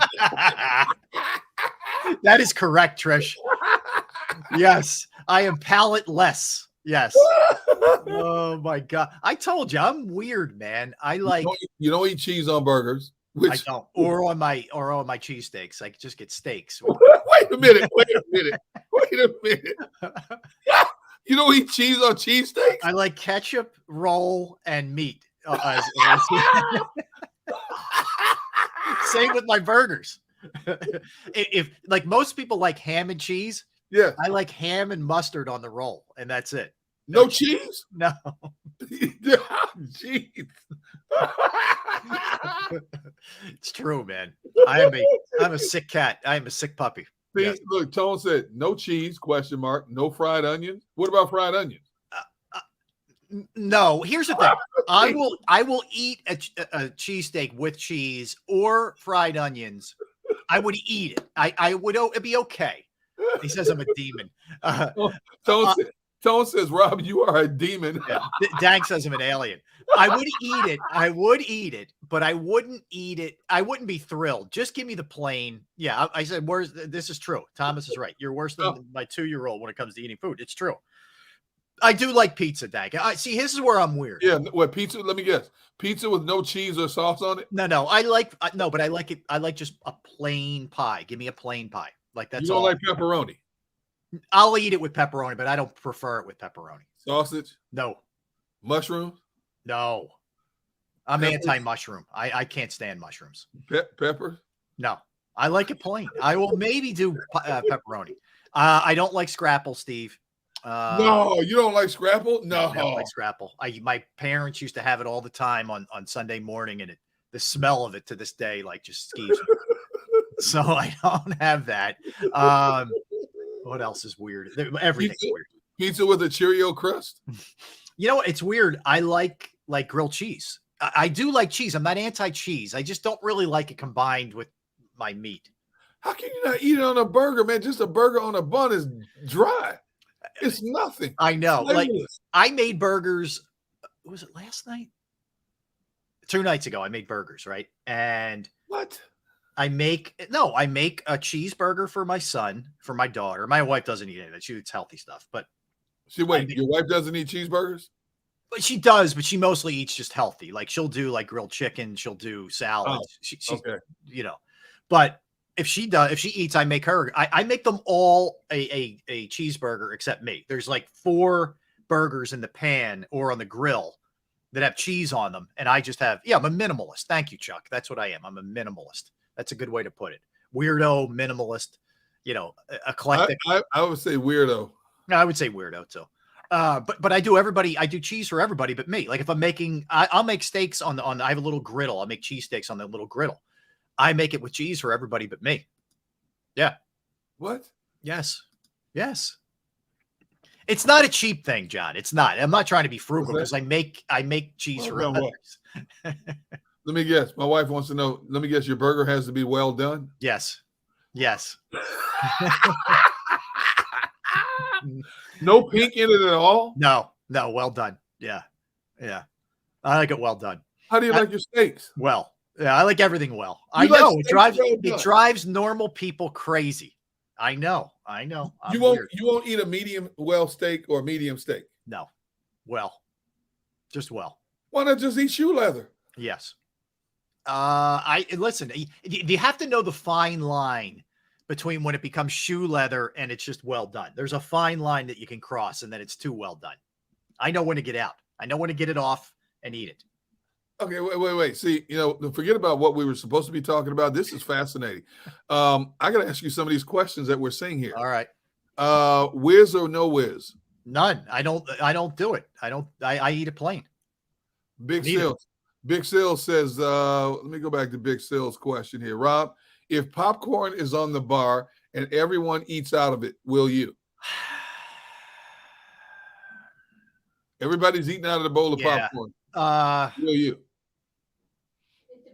Maybe pre-COVID, and then I got freaked out. Trish said it depends on how many beers you've had. That's true. That is very true, Trish. I would say I used to not care, and then I don't know. Everything got weird with germs and COVID, and then I'm probably not dipping into I tell you what, the communal popcorn on the bar. Here's what we're similar. When it comes to like popcorn or the peanuts on the bar, if I see multiple hands in it, I'm not eating them. Yeah, because especially if you're too many people go to the, I'm not to get gross, but go to the bathroom and not wash their hands. It's true. I'm out. So that's okay. All right. How do you fix your tacos, Steve? Good question. No meat. No, it's I don't mind either the hard shell or the soft, just the meat and taco sauce in it.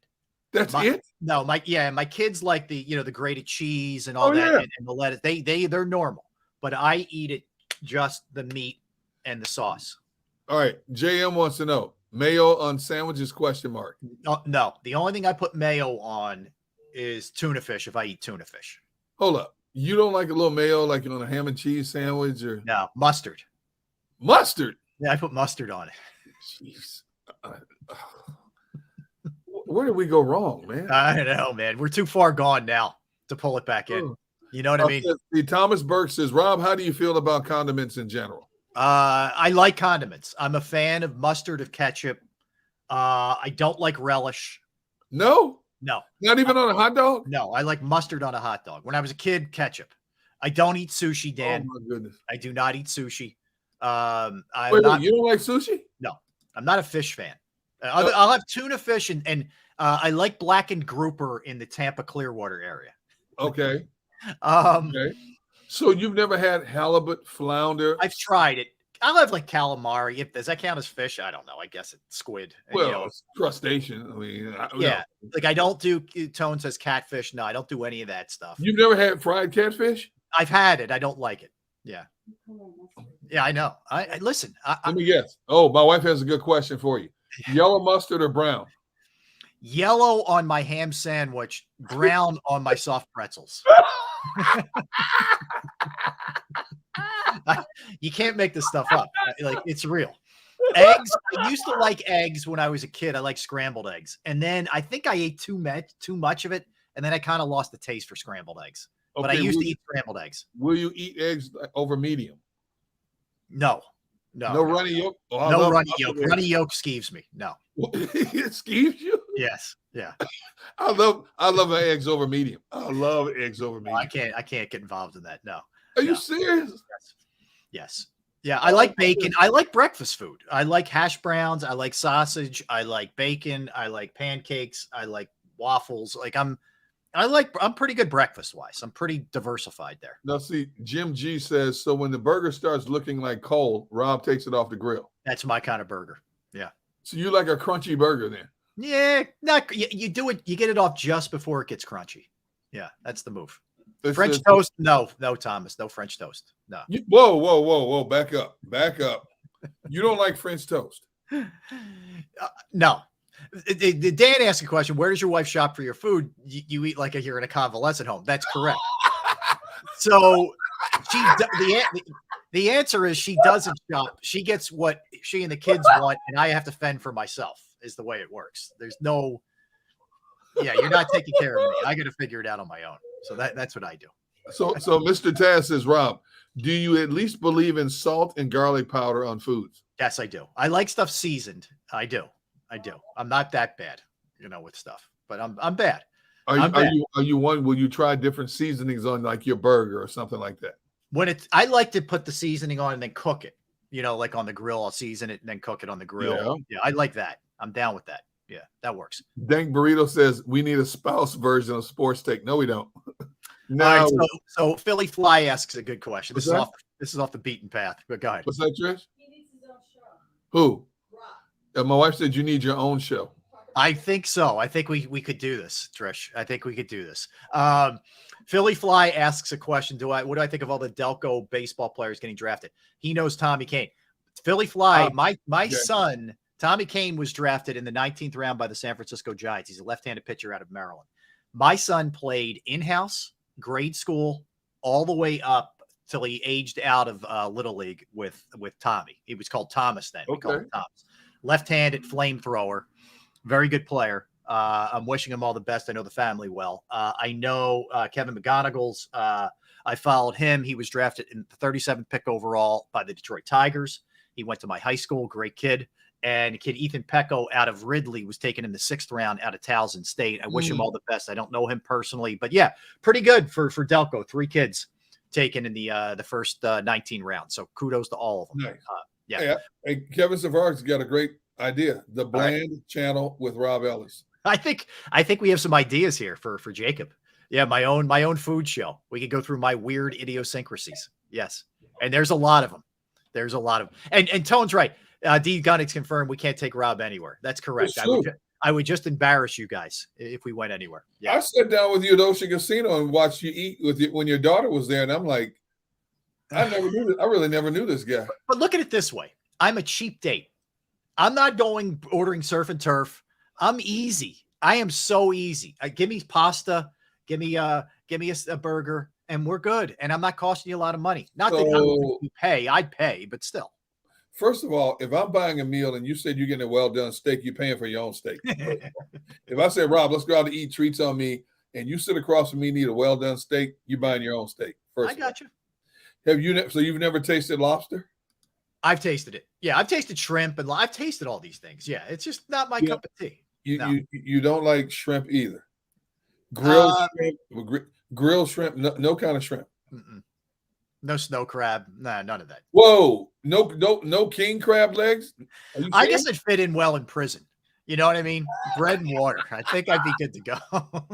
That's the only facet of prison that I would fit in well to. Yeah. So somebody wondered, do you like to eat Wonder Bread without the crust?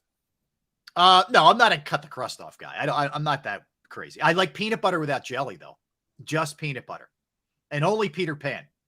What do you mean? Wait. You I can't don't be like Jiffy. You can't be disrespecting Jif like that. Now, come on, man. I don't like any of that other stuff. I like Peter Pan's taste the best. Why did you get into this? Yeah, you are. We don't have enough time for all this. Oh, yes, we do. Let's see what else we got here. Oh God, Rob is the guy who thinks black pepper is spicy. I agree. It is. That's true. Yep. Do you like? Hey, now here's one my wife likes, and I can't stand it. Do you eat peanut butter and bananas together? No, I don't combine them. No, I like peanut butter and I like bananas, but not together. Yeah. No. Separate. Don't try it. Some people find it to be a delicacy. Separate. I love bananas. I love bananas. I like apples. I like strawberries. I like grapes. I'm not anti-fruit, but I'm not. I don't need to combine them.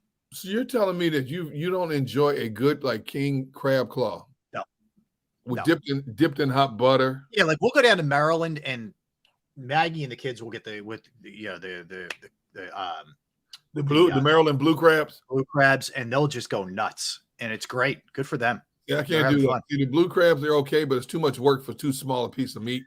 It is a lot of work. Yes. And Dan, I don't know if I could do 25. Maybe I'll just, I could subscribe to the diet, but that's about it. I'd be in trouble. Rob could serve 25 years in jail. And what was it? And survive on toast and cheese and Kool-Aid. I watched, it's funny he brings that up. Did you ever watch the movie Bad Boys? Not Will Smith and Martin Lawrence. Sean Penn? Yes. It's a good movie. It is a good movie. Older movie, but good movie. Yes. Very good. And I don't know why. Like the scene was on. Do you remember the scene? These two guys like they're in this like juvenile detention, and it's a pretty hardcore juvenile detention facility. But they run the roost, these two guys. And they're just messing with everybody. And finally, Sean Penn's had enough. He goes to the soda machine. This is in the 80s. Yeah. And he gets a bunch of sodas and puts them in his pillowcase and comes out and just starts whacking them with it. And that's how he took over the anyway. Yes. Hadley from Shawshank was in it. Yes, that's correct. Hadley, who was the prison guard from Shawshank, was in it. And that guy's in a lot of stuff. His name's Clancy Brown, I think is his name. He's in tons of stuff. Anyway, this has been a weird segment, but a good segment. Yes. Yes. Frog. Well, yeah, I know you haven't tried frog legs. No way. Nope. Hey, fried frog legs are the best. What is it? You never had gator bites? Like fried gator? What is Colorado something? Rocky Mountain oysters. Yeah, never is that. Now, that's where I draw the line. My photographer, Brian Spielman, we went to Colorado several times covering the Eagles against Denver. Yeah. And there's a place called what's the place? It was the first restaurant established in the Denver area. Yeah. The Bighorn or something like that. Yeah. And one of their delicacies is Rocky Mountain oysters. And they bring them out to you in a bowl in a sauce. There's like 15 or 20 of them in a bowl. Mm-hmm. And I went in, I'm like, there's no way. I'm looking around the tables, Rob, and there's at least 7, 8 tables. People are enjoying them like they're eating popcorn, right? And so tell people what they are. They're basically bull testicles. Yeah, I'm out. Yeah, I'd rather be hungry. I'm not doing that, man. Yeah. But my photographer, Brian Spielman, enjoyed them thoroughly, said they're really good. Yeah. Tastes like, hey, more power to you. Yeah, it's whatever mindset, dude. Whatever works for people. That's great. Yeah. No. John Dickerson, I don't eat Rocky Mountain oysters. I have a nut allergy.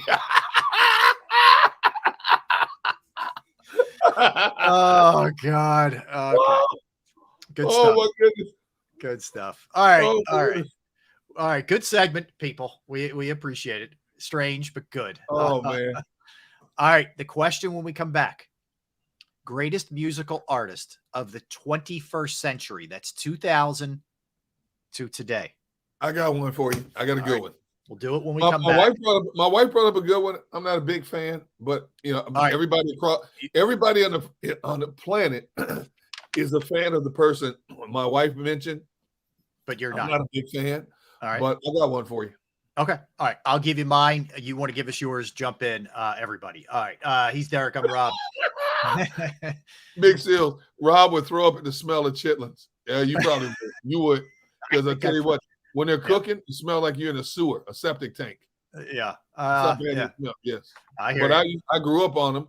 We'd have them for holidays. I don't eat them now, but yeah. See, Kevin says Marvin Gaye, 21st century, Kev. Marvin unfortunately left us in 84. How about that story, man? His dad took him out. Woo!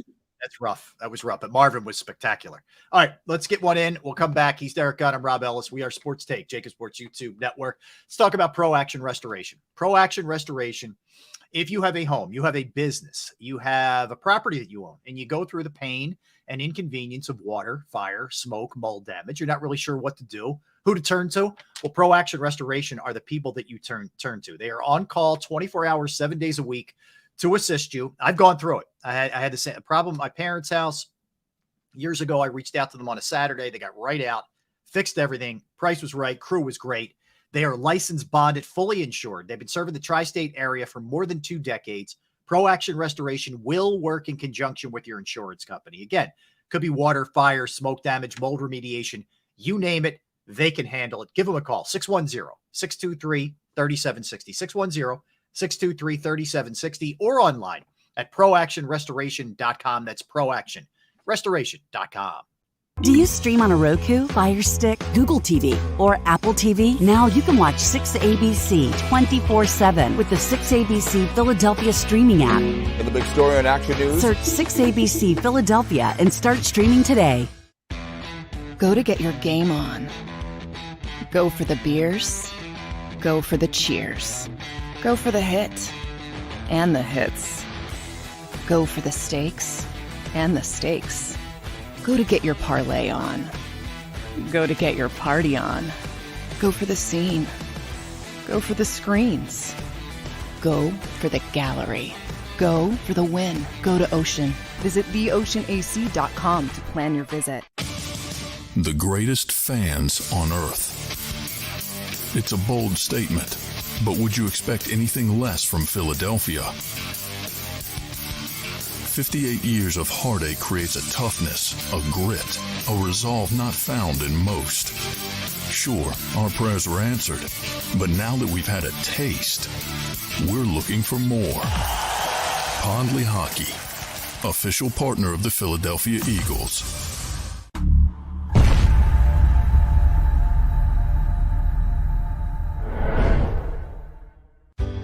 Go passionately. Go fearlessly. Go confidently. Go Birds! Go confidently towards your goals with First Trust, Philly's hometown bank for nearly 90 years, and the official bank of the Philadelphia Eagles. We're focused on getting you over the goal line. So go with conviction, go with trust, Go Birds! and go forward with us by your side. First Trust Bank, the official bank of Philadelphia Dreams. Oh, and go Birds. All right, did you know I was the mommy slam dunk champion? Really? Yes, really don't sound so surprised. Let's see it. Oh, you're ready. All right, here we go. Let's hear the crowd. So go to right, I go to left, fake 'em out. Mama, go up, up, up. She did it. Again? You can't avoid gravity, but United Healthcare can help you avoid financial surprises by helping you compare costs and doctor quality ratings. United Healthcare. uh-huh.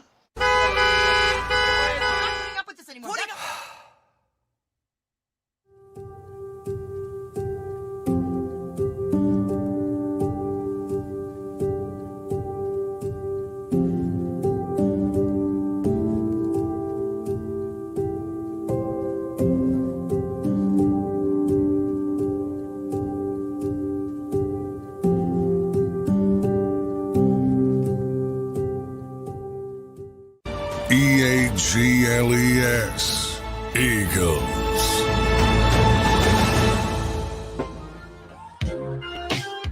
Hey, what's up? Welcome back. Thanks for hanging out with us. I am the weird food eater, Rob And Ellis. we missed a really good question out of all the questions that was asked. Yeah. Tone had a good question. He said, Rob, who hurt you? You know what's here? Here's the weird thing, right?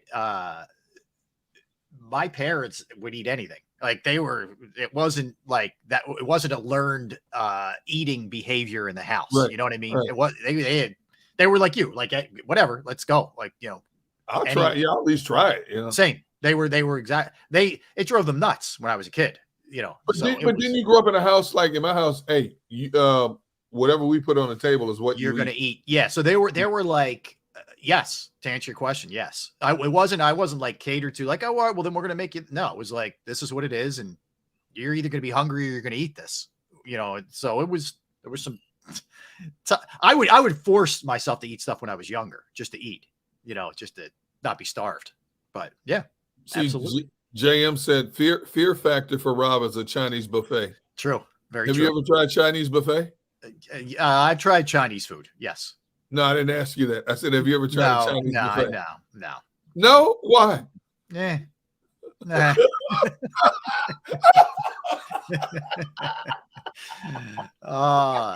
So Mr. Taz says, do you need mental help? That's a whole different story. Yes, that's a different story, man. That's for sure. Oh my goodness.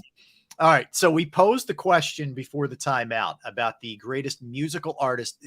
People are missing the 21st century part here for whatever 21st reason. century people. Yeah, like I'm seeing Marvin, Luther Vandross. They're great. Donny Nobody's Hathaway, arguing. all great. Yeah. Nobody's arguing how great Donny Hathaway is.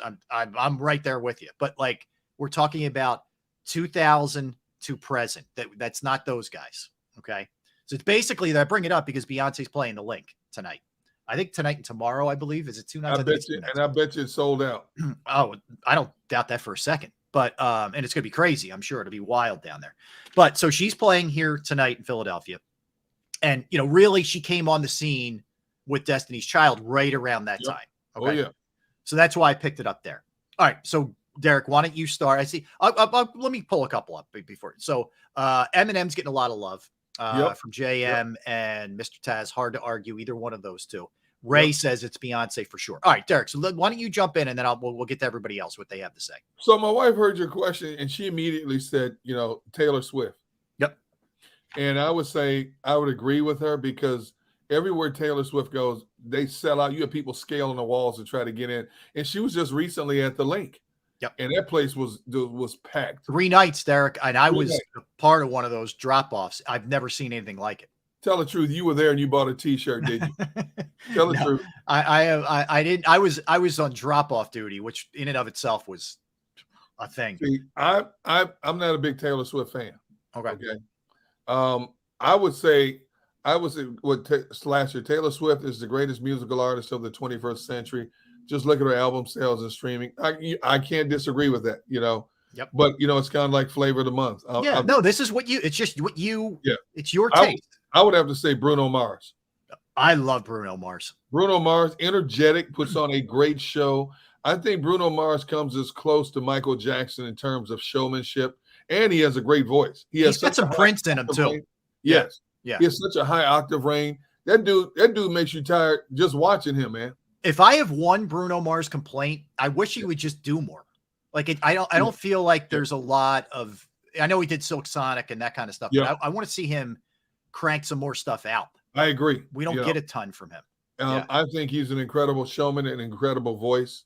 I know Taylor Swift is huge in people. I'm not going to sit here and disrespect Taylor because she is phenomenal. I'm just not a big fan of Taylor Swift. Mm-hmm. So when you asked that question, when we talked about earlier, initially I said Michael Jackson, who carried over. Yeah. But Michael Jackson, he started. Unfortunately, he passed, he went from early. The 70s, the 80s, the 90s, and the early 2000s. Yeah. But yeah, I would say Bruno. All right, good. Look, Dank has a good one. Justin Timberlake's a pretty good force. Yes. For sure. All right, look, I would agree with Trish. I think it's Taylor Swift. I think it's Taylor Swift for the volume of work. She plays instruments. She writes her songs. She performs like Springsteen does for like 4 hours, 3-4 hours up there. You get your money's worth. You get your money's worth. She sells out stadiums, on multiple dates. Her streams are second to none. And it's really hard to do that now. What you see a lot of times now is people combine. Like, what was Billy Joel with? Billy Joel and Stevie Nicks were combined and they played, I think, at Citizens Bank. I forget what it was. Not like a lot of musical artists will combine. Nothing wrong with that, but that's just it's hard to sell that ticket based on your own. I'll give you a couple others. Let me throw a couple others your way. Tell me what you think. I think Rihanna deserves some love. No question.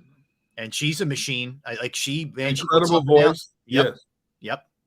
She's great. I would say Adele is pretty good. Oh my goodness. Woo. I can listen to Adele voice all day, man. Her voice range is incredible. Yep. I would put her out there. I would say Drake. I don't necessarily love Drake like some other people do. I can do without Drake. But he would get consideration. A lot of people think Kendrick Lamar should be in consideration. Yes, very entertaining, high energy. Yes. Lady Gaga is still pretty strong. Oh my goodness. You want to talk about voice. She can sing any range you can think of. She can even sing operatic voice if she had to. Yeah. Oh my goodness. She's got versatility. She did the thing with Tony Bennett, where they were doing some of his stuff. I would say she's pretty good. Jay-Z, as Dank says, I would agree with that. But it's a pretty good, Coach Marcus says who she's really blown up lately. Oh, Maggie's jumping in with one of her favorites. She loves Pink. Pink. She Okay. loves Pink. All right, Yeah, Pink. she loves Okay. Pink.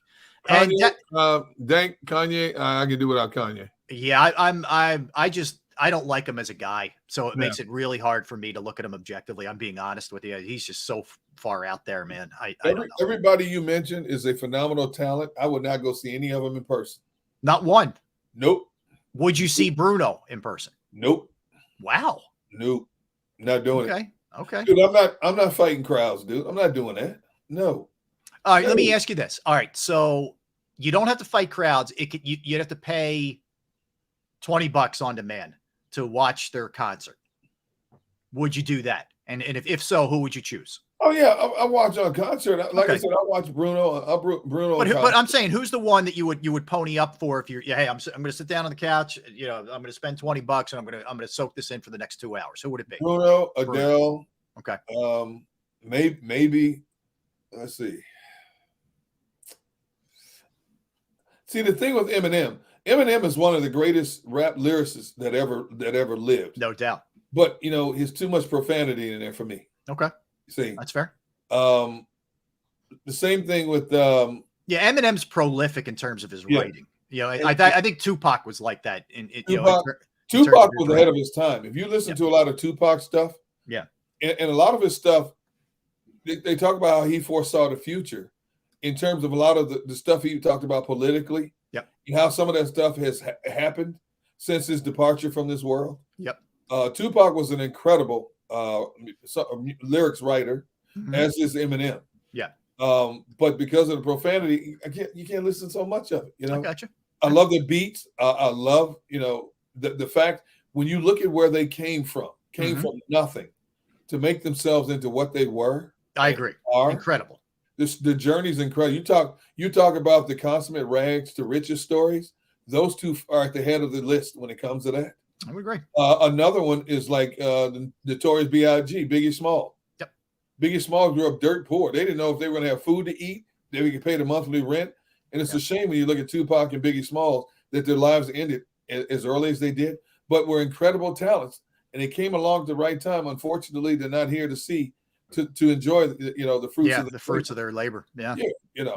Yeah. It's a sad story. You're right. And it's a story of a lot of folks, you know, who checked out young, unfortunately, you know, and that wasn't their fault. They got killed, but I'm just saying. I know. Oh God. So here we Your wife is very mad. Here we go. Here we go. No. So did I tell you I got drugged to a Barry Manilow concert? This was like what? Yeah. So like 6-7 years ago, we went with rest in peace. My brother-in-law passed. So he got us tickets. It was my brother-in-law, my sister-in-law, and Maggie and I, and we went to see. Sorry, there's a fly. Barry Manilow, and we went to see Barry. And actually, he wasn't that bad. He was not that bad. See the operative words that you just spoke were that bad. That's no, as much as I knocked him and I kind of made, I was like, oh, he did all things considered, he did a pretty good job. And you know, he did like 2 straight hours. I'll give him that. And then he was cooked. You know, he was done after that, but he did a good job. Kevin Savard says, does Rob listen to Barry when he eats his Cheerios? That's how I get motivated for the show. I pump on some Barry in the house and then I eat my Cheerios. Yes. Hey, JM, good line. He writes the songs that make the whole world sing. Good line. Good line. That was a great line. A good lyric. Yeah. We were in the 8th row. We were so close we could see his plastic surgery like this. Oh. Barry could barely move his lips, but yes, we were that close. First of all, you were at a Barry Manilow concert and your wife made you sit 8 rows from the stage? Yes. What did you do to her? I'm a good husband. Huh? That's all I can tell you. I'm a good husband. Yeah. I'd have been sitting there watching my watch every 5 minutes. Is it over yet? I listen. I hear you. All right. I will throw one in there for one of my favorite bands too. Okay. Who I love. Yeah. There aren't a lot of like kick-ass rockers anymore. Okay. Foo Fighters are still a great rock and roll band. Now, sadly, they lost their drummer, Taylor Hawkins, about 1.5 years ago, who was a great drummer, but they're still. Dave Grohl who was formerly Nirvana's drummer, is the lead guy. They're awesome. I love Foo Fighters, and his book. If you ever get a chance to read his book, I read it about 2 years ago. It was awesome. It's a great book. Who would you pay for to go see at a concert? I would pay for U2. Okay. I would pay for Foo Fighters. I would pay. I'd probably pay to go watch Adele. Taylor Swift, it's just too insane. There's just too much going on. I can't get. I can't. So many people screaming, man, can't listen to the music. It's too much. It's too much. So I would probably take a step back. Unfortunately, I'd like to see a lot of the older folks who either aren't making music or are gone. Like, Prince. Whatever. It's a shame, man. We've lost a lot. Now, if you just said anybody, I would pay to see Michael Jackson in concert. Yep. I would pay to see Prince in concert. I think it's a great question. It drives my wife nuts. I pay to see Stevie Nicks because Stevie Nicks is great. I played a song. My wife just gave me a look. Well, you could have gone and she was with Billy Joel not that long ago. See, I listen to the song Gypsy every day. My wife claims I'm in love with Stevie Nicks. Yeah, Stevie Nicks is 70-something years old. I'm in love with Stevie Nicks. So, my wife goes, so are you. That's right. Hey, John Dickerson. What? Kelly Clarkson? No. Kelly Clarkson. T-Rex arms? No. Yeah. What doesn't kill you makes you stronger. All right. So Sills says, is Shohei Ohtani the greatest of all time? I can't say that yet, Sills. The greatest of all time? I can't say that yet. What he's doing is unique. It's in and of itself. Like Babe Ruth only pitched for about 3 years. Yeah. For this guy to dominate on the mound and to dominate at the plate like he's doing, I don't think we've ever seen anything like it. But if he can carry this on for 10 more years, there you go. Then we're having that conversation 100%. 100%. I think it's too early in his tenure to ponder that question. Yeah. Right now, he is such a phenomenal novelty. Yeah. Because we haven't seen anything like this. Mm-hmm. But if you're right, and I was thinking the same thing when you spoke it. If he can sustain it over a span of a decade, for sure. And look at where he is now. He's young enough. I mean, what is he now? Oh, he's not old. I'm gonna look at it. I think he's 26-ish. I'll look it up. Yeah. Yeah. So not 36 is still doable for a guy like that. He is let's see. All right. He is Shohei Ohtani is 94. He's 29. He just turned 29 we had him on the birthdays that we did. Yeah, he's 29. All right, so let's say he does it. Let's not even say 10. Let's say he does it for 7 more years, similar to this rate, where he's arguably the best power hitter in the game and a top 5 pitcher. How long has he been in the majors? I'll say 4 years. Yeah, I want to say 4 years. I think he broke in. Yeah, go ahead. So 7 more years would give him 11 years in the majors. I would say 7 more years. That's a definitive question. Right now, no. Can his body hold up? Can your arm hold up at this rate? Yeah. So he signed with the Angels in 17. 18 was his rookie year. All right. So 18, 19, 20, 21, 22, 20. So this is his 6th year. 6th year. Okay. 6th year. His 6th year? Yeah. Believe it or not. 3 years give him 13 years. Yeah. He was a rookie in 18. That's a lot. That's a good stretch, I think. That's a heck of a stretch. Yeah.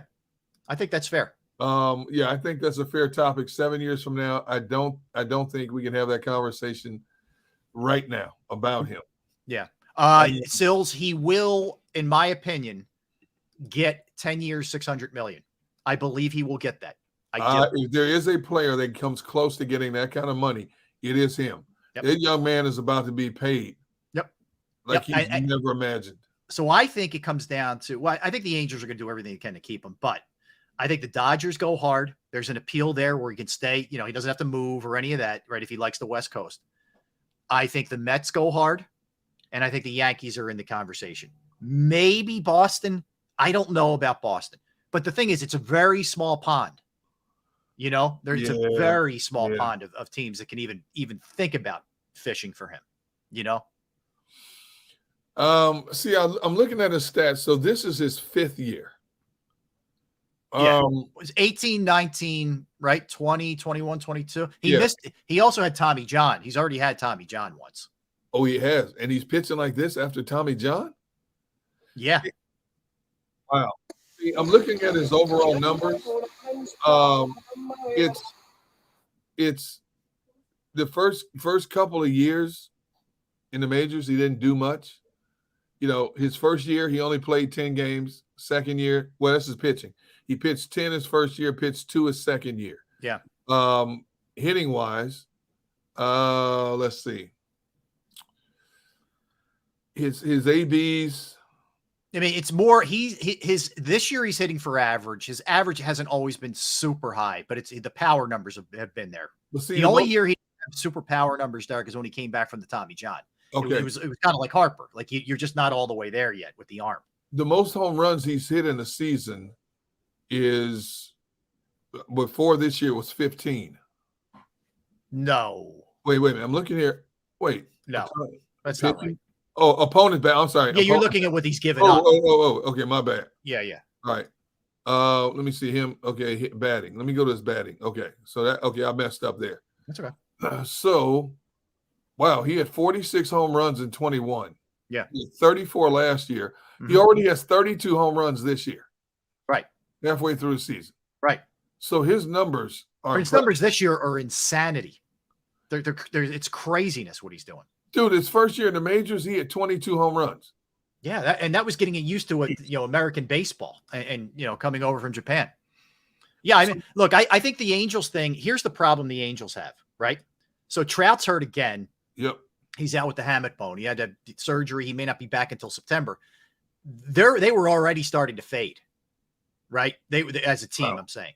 So now, if you look at them in the AL, they're 45 and 46, man. Like, you got Baltimore with 54 wins. Yeah. You got the Blue Jays with 50, the Astros, the Yankees. They're not catching those teams. No, they're not catching. I don't think they're catching Seattle or Boston. So it's going to be another year where they're out of it.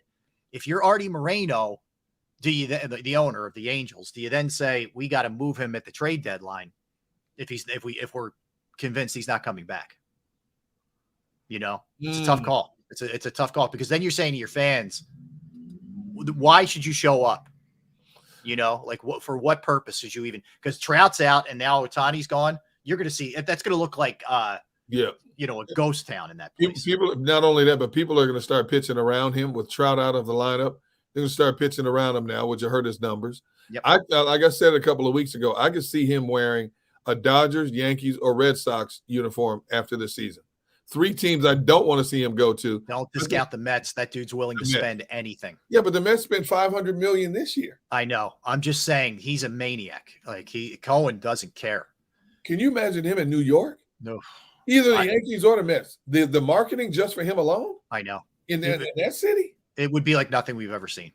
You put him with the Dodgers, it's just not fair. Yeah. And I guarantee you, this guy, I guarantee you, somebody in the Dodgers is already talking to his agent, making a push. For sure. This guy. They're saying, hey, you love it out here. You don't have to move, man. Why would he want to go? Yeah, why would he want to go anywhere else? Right down the road. Yeah. I mean, think about with the Angels with Trout and Ohtani. Trout's only made the playoffs once in his whole career.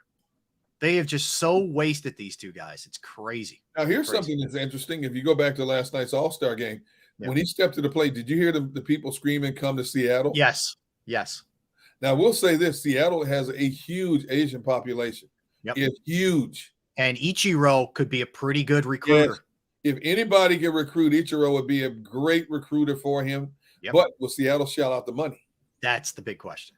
That's the big question. If you feel like you're going to sell out every night, but yeah, you're right. Don't totally count them out of this. No, but in terms of just deep pockets, there's no deeper pockets in Major League Baseball than the Dodgers, Mets, Yankees, or Red Sox. That's it. And the Phillies are in the conversation in terms of deep pockets, but they're not going to be in on this one. They're tapped out at this point. Yep. No. You got Trey Turner and Bryce Harper both making $300 million. Not happening. You're not going to have 3 of those guys. You're not. You're just not. And Big Sal says Seattle's owners are Japanese. Yes. No, I'm saying Seattle's in the mix. Seattle's in the mix. Yeah. Dude, that would be a perfect spot for him. It's just a matter of, can that market I don't know all the ins and the outs of their TV deals and all that. I don't know. Like, can they sustain it? I don't know. It would be a coup because they have a lot of good young players. Like, they have some really quality young players. It would be pretty awesome to see if that was the case. I think it could be similar to if you go back to the early 80s. And I can't think of his name. The pitcher the Dodgers had, the young pitcher. Fernando Fernando. The Latin population came out in droves when Fernando Valenzuela pitched for the Dodgers. Yep. And I could see this happening in Seattle if Ohtani decides to go to Seattle. 100%. Like Fernando is a native of Mexico.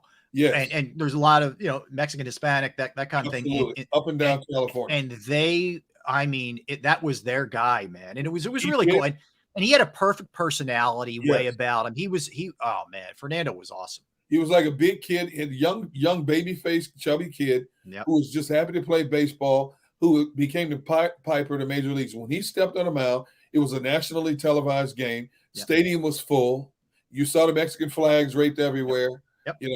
And Ohtani could be a Pied Piper in Seattle. Agreed. It would be a huge, cute coup for Seattle's ownership if they could get him up there. Sure would. All right, let's get a timeout in. We'll turn our sights.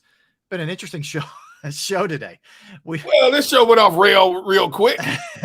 We'll turn our sights to the NFL, and we'll tell you who is the Hard Knocks team. Derek, this Washington Commander John Gruden Roger Goodell story by ESPN.com is wild. It's like espionage stuff, dude. I'm telling you. All right, let's do that. We'll do it all when we come back. Don't go anywhere. That's Derek. I'm Rob. We are Sports Take, JAKIB Sports YouTube Network. All right, let me tell you about Flynn Tree Services. They are an experienced, licensed, and insured Pennsylvania tree services company that will trim or remove any unwanted trees off of your property. They're experts trimming all types of trees, and they serve southeastern Pennsylvania, South Jersey, and northern Delaware. Flynn Tree Services specializes in tree removal, stump grinding, as well as tree pruning. Keep in mind, it is storm and hurricane season. We're in the midst of it. So it's a good time, if you get a good day, to get your trees evaluated, all right, before the real hard stuff hits. Go to their Facebook or Instagram page for a sampling of their work. Give Flynn Tree Services a call at 610-850-2848, 610-850-2848, or online at FlynnTreeServices.com. That's FlynnTreeServices.com.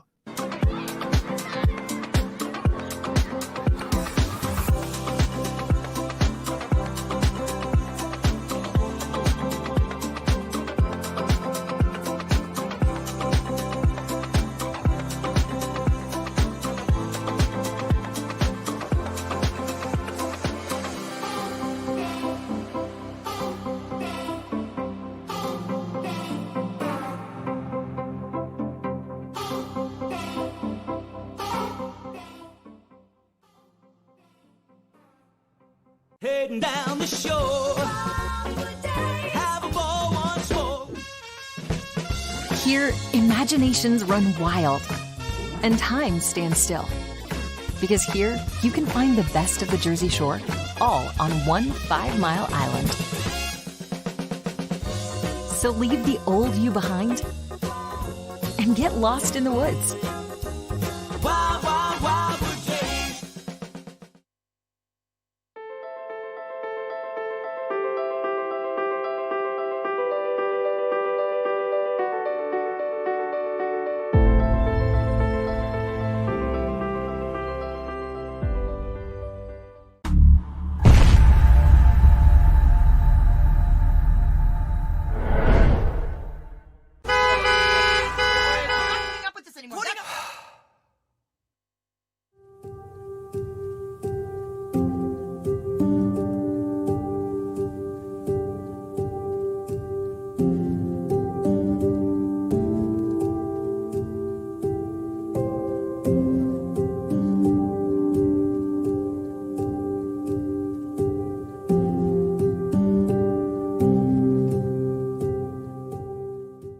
Score and save in southeastern PA and Delaware with Colony Pools this football season, and let the experts close your pool with a custom Merlin safety cover in green for the birds. And if you join our Winter Watch team, we'll give you another 20% off, and Colony Pools will handle it all. Keep your tiles on your pool, not in your pool. Fly with Colony right now, birds fans. Visit flywithcolony.com. Hi everybody, my name's Jason Lombardi. I'm an inspector at DryTech. At DryTech we offer 3 major services, the first one being basement waterproofing, The second service we offer is foundation and structural repairs. And then the third service that we offer is mold remediation. If you feel you are having a waterproofing issue, give DryTech a call or check us out online.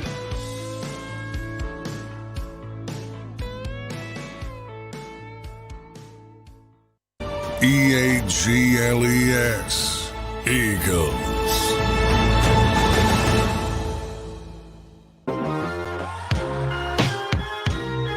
We are back. Yes, we are. Derek and Rob Ellis. You all right? Oh, I've enjoyed myself today. This has been one for the ages. Food, music. We've worked in some Eagles here and there. Yes, it has been an interesting one for sure. Yes, I saw Adam ask, have the guys discussed Ringo not signing? Yes. Keely Ringo is still not signed by the Eagles. He's the only draft pick not signed. I'm not sure why they haven't signed him yet. I mean, he's slotted as to where he was taken. It's weird. There's no negotiations, basically. Yeah. I here's what my best guess, Adam, is this is 100% done before Tuesday, before, you have the rookies reporting and all that kind of stuff would be my guess. So, we'll see. We'll see what ends up happening. Unless they're just hemming and hawing on the front money, Could be. The overall numbers are not going to change because he's slotted, but the agent could be trying to secure more guaranteed money. Yeah. And maybe some bonuses for playing time, they're trying to work in and all that kind of stuff. So we'll see. But I would be very, very surprised if this isn't done by the time camps. I mean, can you remember the last time there was a holdout? No, I can't. To be honest, no. No, I don't either. Hey, Roseman is so good at getting his people under contract by due dates. It's almost academic with him. Right. And that's why it is weird that it's sort of an outlier, but we'll see what ends up happening. All right. When I said holdouts, Landon didn't sign until the 26th, according to Dak. Okay. I mean, that's fair. So a couple things. Jets, Hard Knocks. Nobody wanted it. They didn't want it, but the league mandated that they do it, and they're going to be doing it. Why wouldn't you if you're the league? I mean, you have Aaron Rodgers there. It's New York. You have a team that has the potential to be really good for the first time in a long time. There's all the Zach Wilson stuff floating around. Here we go. But yeah, I think if you're the league, it makes perfect sense from a marketing standpoint. I guarantee you Aaron Rodgers is not happy about that. As private as he is. But from a league standpoint, you couldn't pick a better team to force to be on Hard Knocks because there's so much intrigue about this team, and everybody has been talking about them since the deal was finalized to get Rodgers there. Everybody's been talking about this Jets team. Mm-hmm. So it's a natural that a lot of people, even if you're not a Jets fan, would like to peek in the back door to see what this team is like, personality-wise. A lot of these guys are guarded. They're not really going to open up like they normally would. Mm-hmm. Some do. Some of the Hard Knocks were entertaining because some guys are just characters no matter what. Yep. They don't care. And a lot of guys like to play to the camera. Mm-hmm. You don't know that if that's the case with this Jets team, but a lot of people want to peek in and see exactly what they're looking like. You had a top 10 defense. You went out. I mean, you had the offensive and defensive rookies of the year, which is unheard of that you would have both. You've added some new pieces in the passing game. Some of them are Aaron Rodgers' buddies from Green Bay. Right. You have a few future first ballot Hall of Famer in Aaron Rodgers. Why wouldn't you want? I mean, so as much as the Jets didn't want to do it, the league picked the perfect team to be the subject this year. I agree.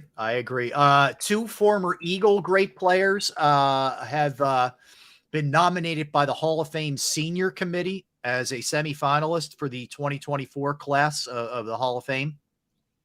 Offensive tackle, defensive tackle Al Wistert, and linebacker Maxie Baughan, who both won championships in Philadelphia, who are in the Eagles Hall of Fame, are part of that group.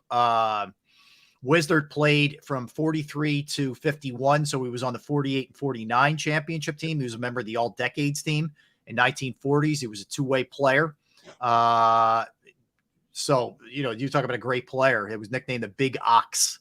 Also played the inaugural Pro Bowl in 1951.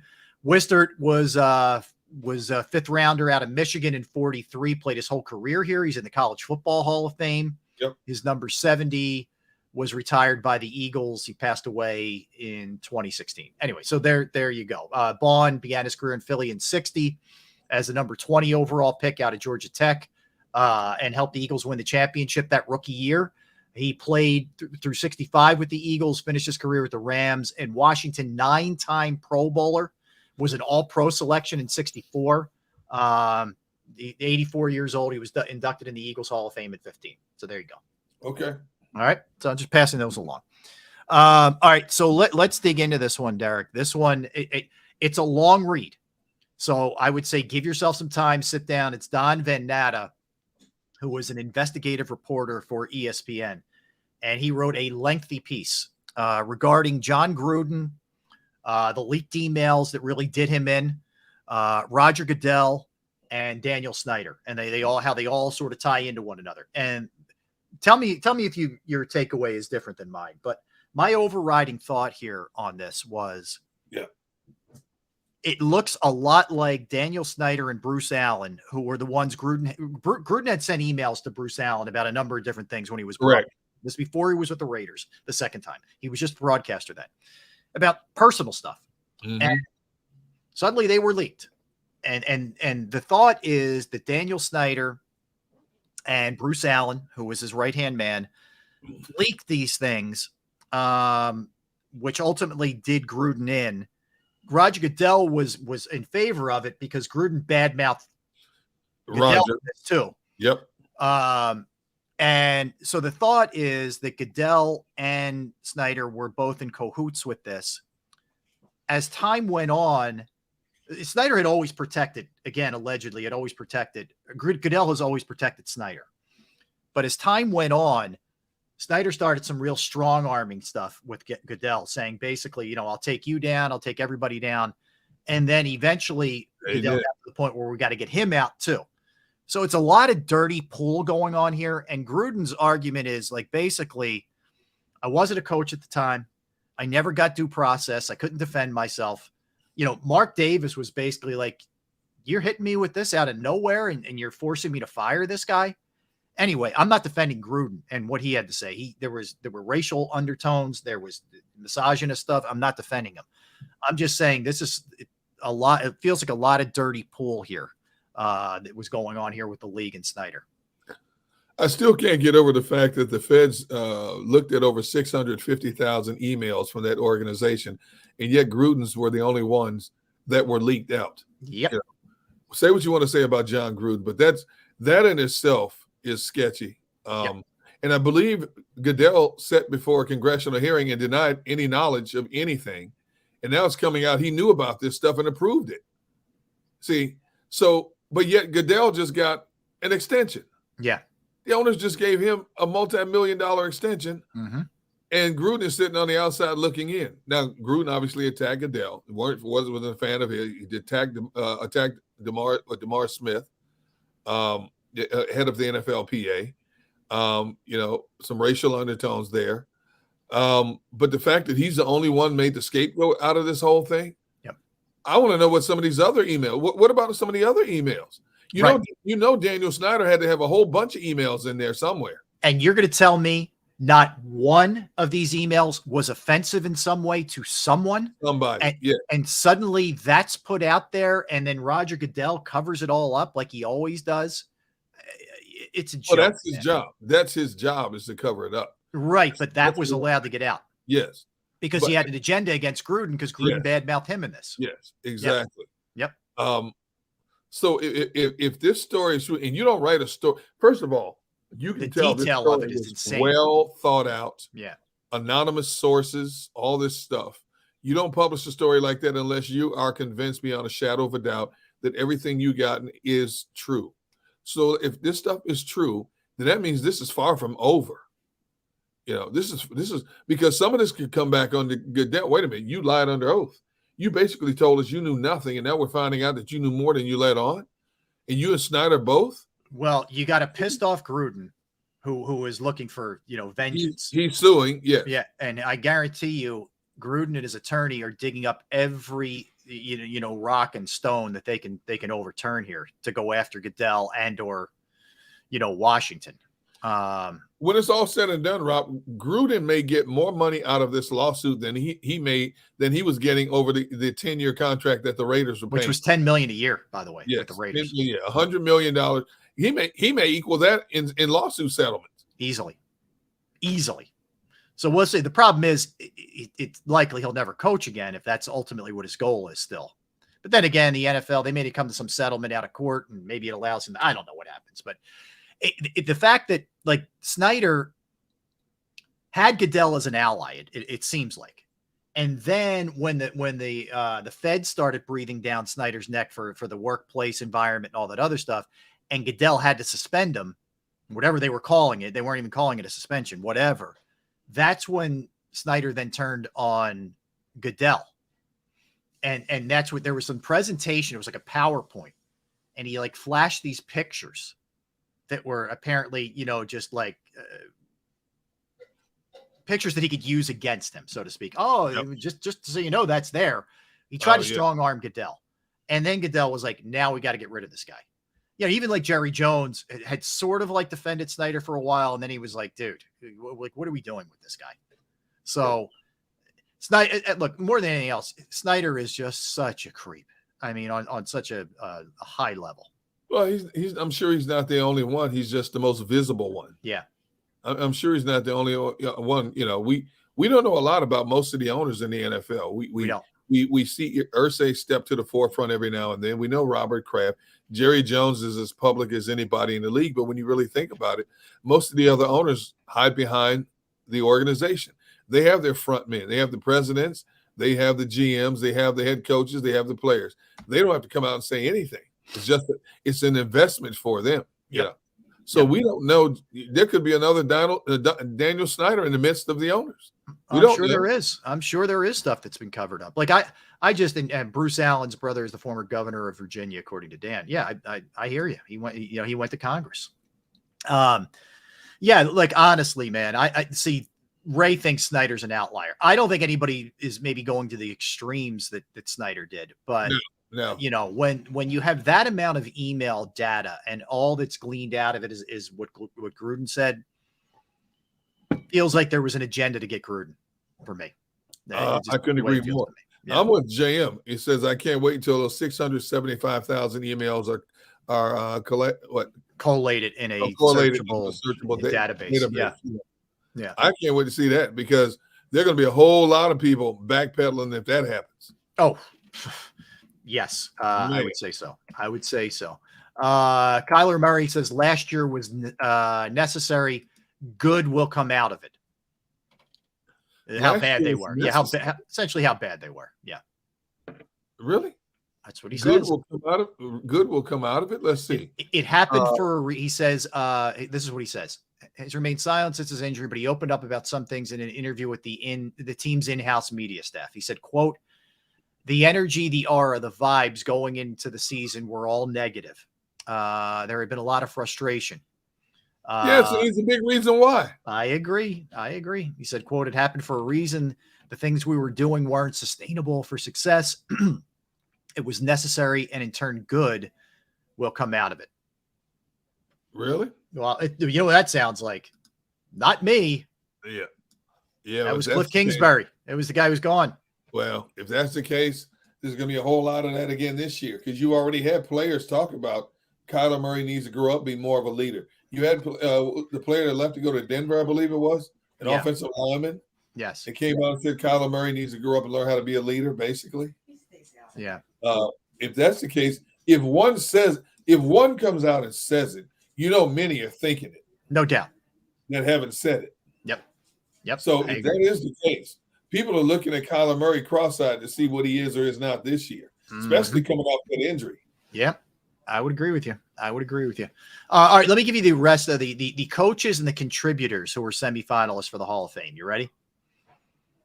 Yeah, Bud Adams, who owned the Oilers for a long time, who, I don't know.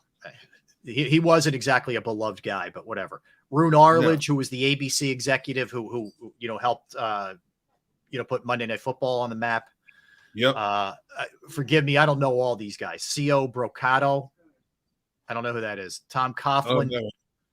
There's Alex Gibbs, the old offensive line coach, Ralph Hay, Mike Holmgren, Bucko Kilroy, Robert Kraft. I'm giving you some of the highlights. I'm not going to give you everybody.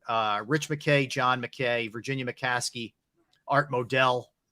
I didn't realize some of these guys. Art Modell's not in the Hall of Fame. Interesting. Carl Peterson, Dan Reeves, Art Rooney Jr., Marty Schottenheimer, George Seifert, Mike Shanahan,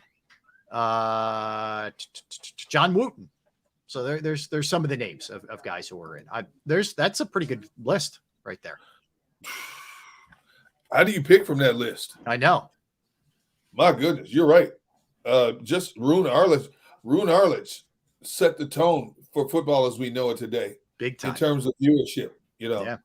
Robert Kraft, look at what his organization did over a span of 15 years. Mm-hmm. You know, second, Art Modell, another, pioneer in the game of modern football today. Tom Coughlin, whether you liked him or not, Tom Coughlin was the winner. Yeah. Mike Holmgren, a winner. Mm-hmm. Wow. How do you pick from this list? That's a tough one. That is a challenging list. That's for sure. All right. You ready to do the greatest? Ready to pick up the series? So each and every day we leading up to training camp, we will do a different team and go through their greatest players, 10 of their greatest players. We're doing the Seattle Seahawks. We're doing the Seahawks today. All right. You got crack at number one, D-Gun. You got to start with Russell Wilson. When you consider where Russell Wilson came from, third-round pick, many thought he was too small to be a starting quarterback in the National League. Took the role as a rookie at the start of Seattle. And except for the last year in his tenure, I believe Russell Wilson had a winning record every year he quarterbacked Seattle. Look at the numbers he put up. He led him to a Super Bowl.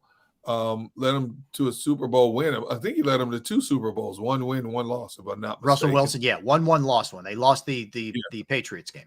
The Patriots, yeah. I think Russell Wilson is arguably the best quarterback in the history of that organization. So he has to make that list. Okay. I would go Steve Largent. 14 years, 819 receptions. He was during the Jim Zorn era and Dave Craig era, but the guy was a machine every single year. Was just an amazing. He was a guy who was cut by the Oilers and ends up in Seattle, and the rest is history. So I would go Steve Largent. No question. Very reliable, sure-handed receiver, not a fast guy, but a great route runner. He had 8 seasons over 1,000 yards receiving. Yeah, he was very consistent every year. I think, in 1979 and 85, he led the league in receiving yards. He was one of the first players. He was a player who also played for that team in its first year of existence. He was one of those guys. When they were an expansion team. Yep. Turned out to be an incredible talent. And, kudos to him. Got in the Hall of Fame in 1995. Yeah, absolutely. All right, who else? I would go with Sean Alexander, one of the smoothest running backs I have ever watched in my long lifespan of watching pro football. Tough, smooth, fast, physical, a great addition. And he only played for them 8 years. In 2005, he was the offensive player of the year in the league. He had 5 consecutive seasons over 1,000 yards. He averaged more than 4 yards a carry in each one of those seasons. I think he's the best running back in the history of that franchise. Yeah, I think he was a great runner. I would put him ahead of Marshawn Lynch personally as a running back. I'll go Walter Jones. Walter Jones, the left tackle. How about started all 180 games that he played as a Seahawk? Incredible. You want to hear some sick stats? Listen to this. He only allowed, Derek, 9 holds in 5,703 attempts. Think about that. Single-digit holds in 5,703 attempts. Only gave up 23 sacks in 13 years. Jeez. That is dominance. Walter Jones was great. I mean, great. He was so well thought out by Seattle. They retired his number 71. Yep. They should. They should. Yep. No question. Dominant offensive tackle in a game. Technician, rock solid technician. Yep. Brute force, nimble feet, the perfect combination of everything you're looking for. and above not above average, but one of the elite at his position. Yeah, he was simply great. I mean, I don't know how else to put it. You look up left tackle and it's him. Oh, I would add Cortez Kennedy to that list. It was the 1992 Defensive Player of the Year, 8 Pro Bowlers, 3 All-Pros. He was the 3rd overall pick for that team in 1990. And within a couple of years, he was already at Pro Bowl level. Just a phenomenal attack D lineman. I played with that team, I believe, most of his career. He was there most of his career, yeah. Yep. He phenomenal specimen. Great jump off the ball. Great bull rush. Nonstop motor. Cortez Kennedy has to be on that list. Phenomenal player. Defensive Player of the Year, 92. I mean, just a great player. Kenny Easley, safety. Yes. 84. He was the Defensive Player of the Year. Derek, he had 10 picks in 84. Yes. 10 interceptions from the safety spot. Incredible. Now, it wasn't the longest career there, but he is by far one of their greatest defensive players and players, period. So, yeah, Kenny Easley, the safety, was so good. So good. Yeah, he only played 7 years in Seattle, but, man, did he establish himself over that time frame. Yep, that guy was legit. You got another one? Yeah, let's go Earl Thomas. Okay. Earl Thomas was at the top of his game. He was the best safety in the game. 7-time Pro Bowler, 3-time first-team All-Pro. He was a part of that big, he plays free safety for part of that Legion of Boom. Yep. And he wasn't the biggest guy, but man, would he whack a polyp? He could hitting sideline to sideline, anticipating, breaking up passes. Ball hawk, yeah. Ball hawk. He was the best free safety in the game for a long time. So Earl Thomas definitely on the back end of that defense. Good choice. Good choice. Look, I'll give Richard Sherman some love here. When you talk about a bigger shutdown corner who would always take the other team's best player, came up big in playoff games, in huge spots. Great story. He was a receiver at Stanford, and they converted him.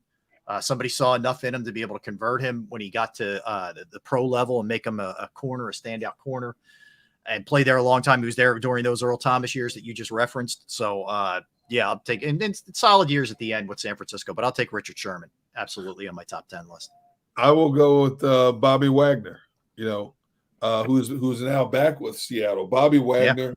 Yeah. You talk about one of the smartest inside linebackers to ever played a game. 8-time Pro Bowler, 6-time first-team All-Pro. He was another part of that Legion of Boom. Over 1,500 tackles, and he's still playing the game now. Over 1,500 tackles. You talk about physicality.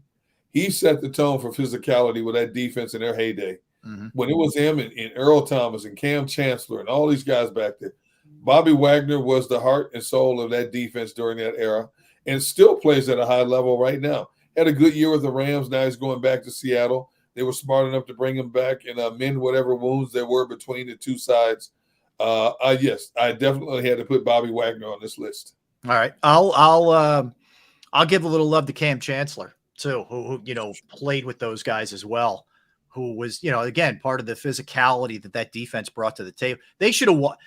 The fact that they didn't win that second one is ridiculous. Remember they threw it on the goal line instead of handing it off to Marshawn Lynch. They should have 2. That group should have 2 for sure. Yeah, I couldn't agree with you more. So let's see who else do I have on this list.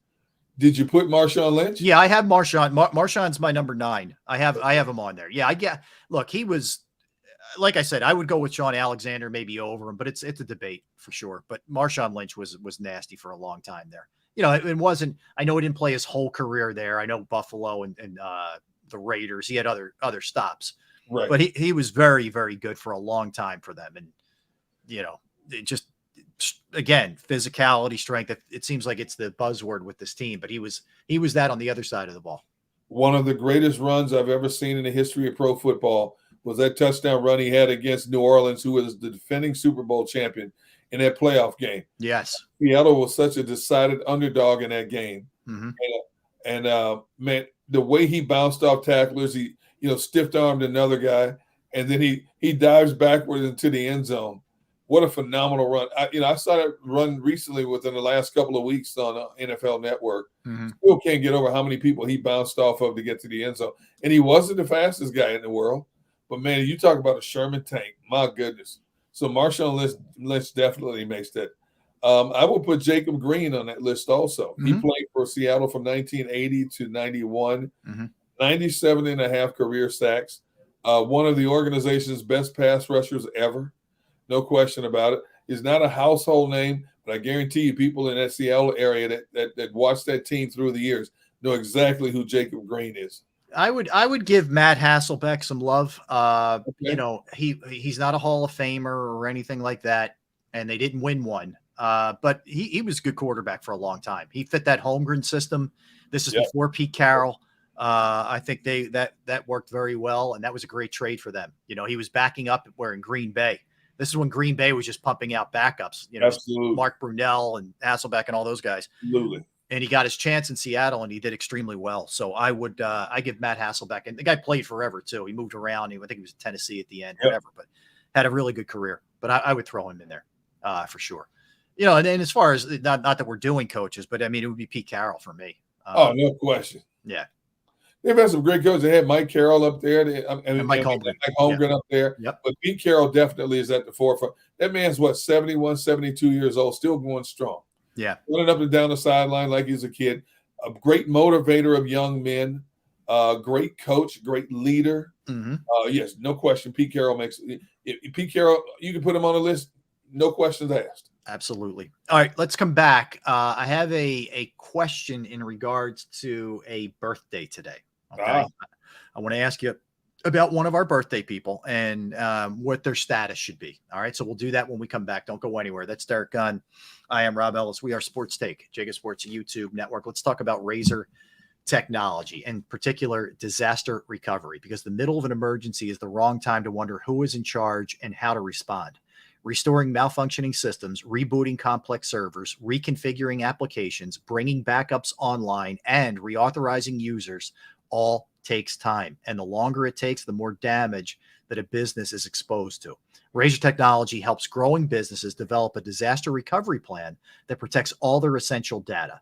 Razor ensures all your critical systems are backed up and that backups are regularly checked to ensure that they can be deployed at a moment's notice. Depend on Razor Technology, your trusted IT managed service provider, to save time and money on your IT and cloud services. Find out if your business is built to recover from a data disaster by calling Razor Technology today at 866-797-3282, 866-797-3282, or online at razor-tech.com. That's razor-tech.com. Do you stream on a Roku, Fire Stick, Google TV, or Apple TV? Now you can watch 6ABC 24/7 with the 6ABC Philadelphia streaming app. For the big story on Action News, Search 6ABC Philadelphia and start streaming today. Go to get your game on. Go for the beers. Go for the cheers. Go for the hit and the hits. Go for the stakes and the stakes. Go to get your parlay on. Go to get your party on. Go for the scene. Go for the screens. Go for the gallery. Go for the win. Go to Ocean. Visit theoceanac.com to plan your visit. The greatest fans on earth. It's a bold statement, but would you expect anything less from Philadelphia? 58 years of heartache creates a toughness, a grit, a resolve not found in most. Sure, our prayers were answered, but now that we've had a taste, we're looking for more. Pondley Hockey, official partner of the Philadelphia Eagles.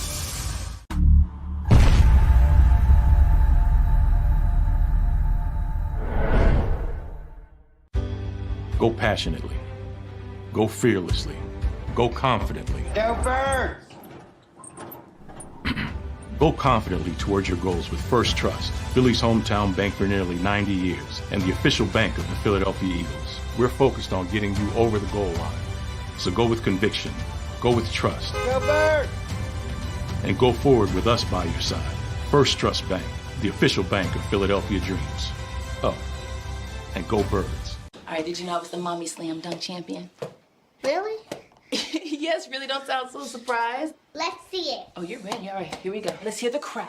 So go to right, I go to left, fake a mom. Mama go up, mama! She did it. Again? You can't avoid gravity, but United Healthcare can help you avoid financial surprises by helping you compare costs and doctor quality ratings.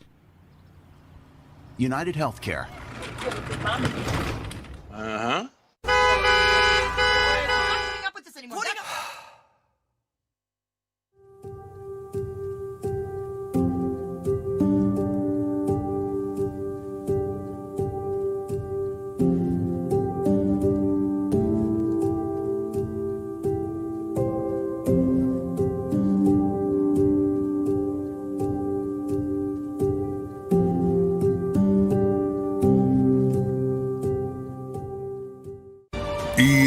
EAGLES. Eagles.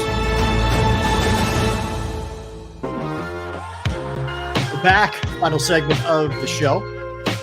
Hey, we'll be joined tomorrow, Derek, by Rob Motti of the Associated Press. Covers the entire league, including the Eagles. Philadelphia guy initially. He's based in Tampa now, but keeps up very closely with the Eagles. So we'll talk to Rob tomorrow about all happenings in the NFL. All right, so a couple things. Wait, did you say Rob moved down to Florida? Yeah, he's in the Tampa Clearwater area. He's down when there. did that happen? I didn't even know he moved. A couple, 2 or 3 years. Wow. Somewhere. Yeah. Yep. He's down there now. So he's living the good life down there. So good for him. What happened to us? I don't know. Maybe he's got some room in his luggage. We could Man. sneak in. All right. So a couple things. One, before we get to the birthday list, I want to do one early before we get to the full list because I want to ask you a question off of it. Okay. All right. LaShawn McCoy, birthday today. Shady McCoy is 35 years old. Yeah. All right. 35. Here's a question I have for you because I had this debate with Ruben Frank the other day on the radio on WIP. Okay. Is he a Hall of Famer? Not Eagles. Is he a Hall of Famer in your estimate? A Pro Football Hall of Famer? Wow. I think it's a tough question. Numbers are darn good, man. I would have. I don't know. At this stage, I would have to say no. To be honest with you. So, all right, let's look at a couple things here with him. He's over 11,000 rushing yards. Yep. 73 touchdowns is a lot of touchdowns. 4.5 yards per carry. He's got a lot of receptions, 518 receptions for almost 4,000 yards. Yep. So he was a dual threat for sure. He went over 1,000 yards 1, 2, 3, 4, 5, 6 times in his career. It's a shame he's hurt a little bit by his last couple of years. Tampa and Kansas City, his last 2 years, he was pretty much a shell of himself. But I forgot he went over to Buffalo and he ran for 895 yards, 1,200 yards, 1,100 yards. And then, he tailed off a little bit in 2018. The Eagles all-time rusher should count for something, I think. But I think he's one of those guys who's right on the cusp. Yeah. Yeah. I look at a running back like Fred Taylor. Over 11,600 yards rushing, not a Hall of Famer. Steven Jackson, over 11,438 yards rushing, not a Hall of Famer. Yep. Corey Dillon, all ahead of LaShawn, not a Hall of Famer. I know. And Corey Dillon's been very vocal, about not being in. Yep. Yes. And not a Hall of Famer. So if those guys don't get in, how is Shady going to get in ahead of them? The answer is I don't think he does, at least right now, unless that starts changing. I can see Shady maybe way down the road getting in an executive committee vote in. Maybe. But what did Ruben seem to think? Ruben thinks he's got a good chance to get in. I don't. I think he's right on the border, but not like we kind of had this discussion yesterday about Donovan. I don't think Donovan is. I think Donovan's on the outside looking in. I think Shady's on the outside looking in. That's where I'm at. And look, would I be shocked, like you said, if 10 years from now a veteran committee votes him in? I wouldn't be shocked by it, but I don't think he gets in. Yeah, I'm with you there. Yeah, his numbers are good, especially his pass catching numbers. Very versatile running back. He could do it. He could do a lot. He was a good pass blocker. I don't think you can get him in before you get some of those other guys in. Yeah, I agree. A great pick too, second rounder. You know, yeah, you get him in the second round. It was Chip Kelly screwed it up. Right. Yeah. Chip Kelly ended up trading him. He cut Deshaun and traded LaShawn. When Chip got that power, man, there was a lot happening. There was a lot going on. All right. So I just wanted to throw that by you. All right. Let's hit a couple other birthdays here. Actress Michelle Rodriguez is 45 years old from a lot of the Fast and Furious movies. Great actress. Great versatile actress. It's very, very good. Very intense, tough. Yeah. Yes.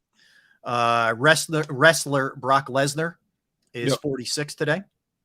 Charlie Murphy, who passed away a few years ago. He was great. He was Eddie's brother who was in the Chappelle Show. Sadly died of cancer, but very funny guy, man. In his own. Yeah.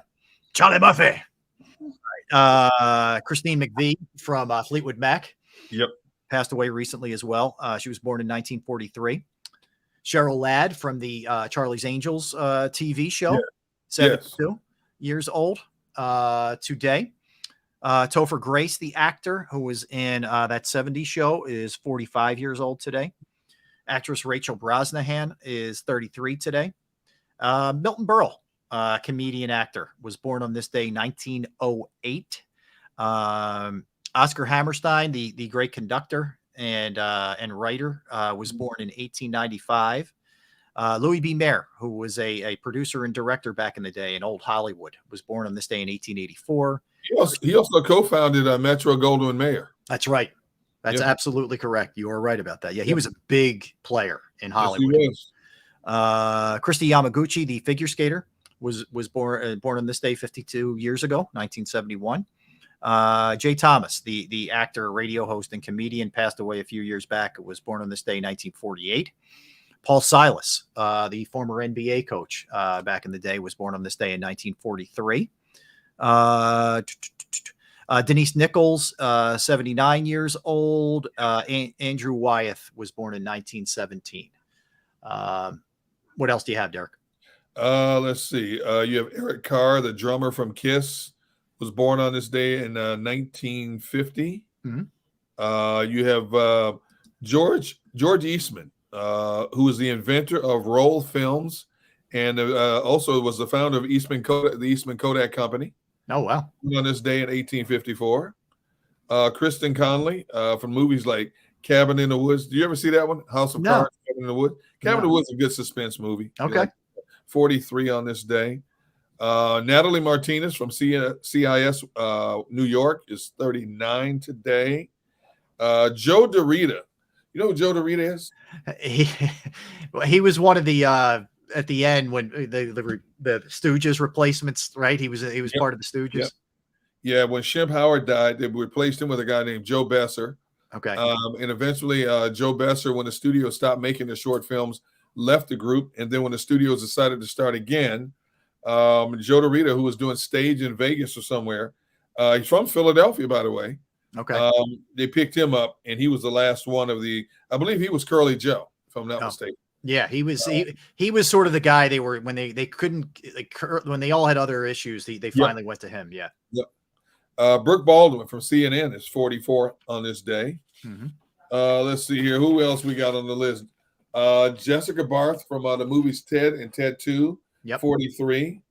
Lisa Nicole Carson from ER, Ally McBeal, and Devil in a Blue Dress. She's very talented. Good singer, too. Talented. Yep. Rick Hendricks, the owner for the NASCAR team Hendricks Motorsport, 74. Benny Parsons, another great driver back in his day, was born on this day in 1941. Mm-hmm. Eagles wide receiver Greg Ward, who can't find a niche with this team, is 28 today. Mm-hmm. One of your favorites, I'm sure he helped you get in shape back in the day, Richard Simmons, 75 on this day. And Bill Cosby, 86 today. Oh, Cosby's birthday too. Yep. Jeez. Cosby, Okay. 86. Yep. All right. Good list there. All right, let's do some birthdays. We'll start 1989 when Harry Met Sally. Very movie. good. Very funny movie. Well, I'll have what she's having. You know, the famous line in the deli. Yep. Oh, geez. Oh, my goodness. Point Break, which is one of the great campy kind of, you know, Keanu Reeves and Swayze and those guys. Yep. 1991, Grown Ups 2. I love the Grown Up movies. They're fun. I do too. 2013 was the Grown Ups 2. Pacific Rim from 2013. And yeah, it is a good movie. It is. Halloween Resurrection from 02. You know, Jamie Lee Curtis and that crew. So any other movies to catch your eye? Yeah, one of my favorite gangster type movies, Road to Perdition, is really that good. is a good movie. With I believe that's Tom Hanks. It is. Yeah. Really good movie. It's a shame. The ending is sad, but it's a good movie. So, yeah, it is. It is very good. One called, I haven't seen this one, but a lot of people like to call Point Blank. You had a Point Break and then Point Blank came out in 2019. Okay. Hey, I wanted to hit you with this. The NBA, and I like both of these, will have they've approved it, and they will be instituting 2 new rules next year. All right. So the first one is if you're deemed flopping, they're going to give you a T now. You know, guys who get breathed on and they fall over like they've been shot. So you get a technical for that now, which I love, by the way. Look out, James Harden. He was a master of flopping. That's good. And this is good too. If you challenge a play and you win the challenge, you get another one after that. The way it used to be in the NBA, you only get one no matter what. So nobody would challenge anything early in a game thinking, I just need this to have in my back pocket for later. Yep. Now, if you see something egregious in the second quarter, you're going to use it. Good. You get it right. You got another one. That's the way it always should have been. Absolutely. Yeah. So but I'm glad they're rectifying it. You know, now better late than never. So I'm with you. I applaud the NBA for that. They're both good moves on those. And the other thing is, just to get back to what we talked about a little bit earlier, not to gloss it over, but you know, the fact that Saquon Barkley is basically saying, like, hey, guess what? I know you all think I'm going to be playing week 1. We don't get this thing taken care of, I could be sitting. I may not be playing week 1. Now, they're the 17th, which is 5 days from now, is the deadline that they've instituted to get this thing done. So, going to be a challenge. Going to be a challenge.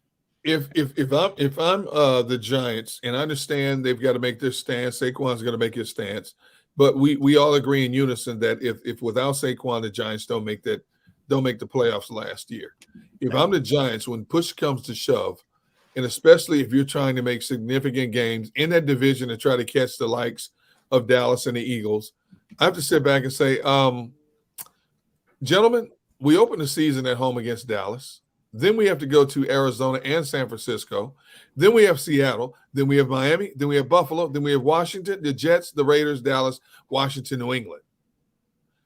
Do we really want to go through that entire 12-week stint without Saquon Barkley? Yeah. And I got to tell you, man, if I'm Daniel Jones, you know, I'm in the front office. I'm having a little conversation like, fellas, you know, you got to get me some help. I don't have great receivers here. All due respect. I got a tight end now in Waller, but you can't take that from me. I need this guy. You got to, unless they say, Daniel, are you willing to give up some money? Well, I'm not doing that. I'm not giving I'm just saying let's not go that far. Yeah, let's not go that far. But no, for real though. I mean, I think that like we were saying earlier, he's in a position, a unique position where every good quarterback wants a running game, but this guy needs Saquon Barkley there. He catches passes for you. He blocks for you. He can run the ball. He takes a lot of heat off of that. And look, I think Dable has a lot to say, as he should. This is going to get done. I believe it. I mean, I don't think for one second that the Giants and he's not sitting this thing out. I don't think either party wants that. Put it that way. You got less than 5 days now to get it done. Yeah. Yep. The 17th is coming up fast. I know. Yeah. Today's the 12th, so. Yeah. Yeah. You're creeping up on it, man. That's for sure. So that's a biggie. Elsewhere, NBA wise, Ramona Shelbourne reporting that Harden still wants out. He's requesting, not demanding a trade. And Dave McMenamin from ESPN as well saying it's looking more and more likely that he's going to be back with the Sixers. So one entity saying he's requesting a trade. The other one said he's going to be back. Yeah, basically the reason McMenamin's reasoning is just like there isn't much else out there. And it's, you know, it's just the way Sixers aren't going to get any kind of, real good return for him. So he's that almost by default would be back. And either way, the situation's not good. Somewhere along the line, Harden and his representation miscalculated the market value for him, or the Sixers miscalculated what they could have gotten for him, and all of a sudden everybody's turned off. Agreed. What the Sixers have been asking for him. And so what happens? James Harden and the 76ers, here we are right now in a Bermuda Triangle, and it doesn't look pretty because if he comes here, stories are coming out. Oh, yeah. Is James Harden disgruntled? Is he playing it to the best of his ability? So on and so forth.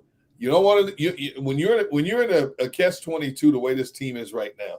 Last thing you want to do is have all these outside stories being a distraction of what you're trying to do on the court, especially with a new head coach at the helm.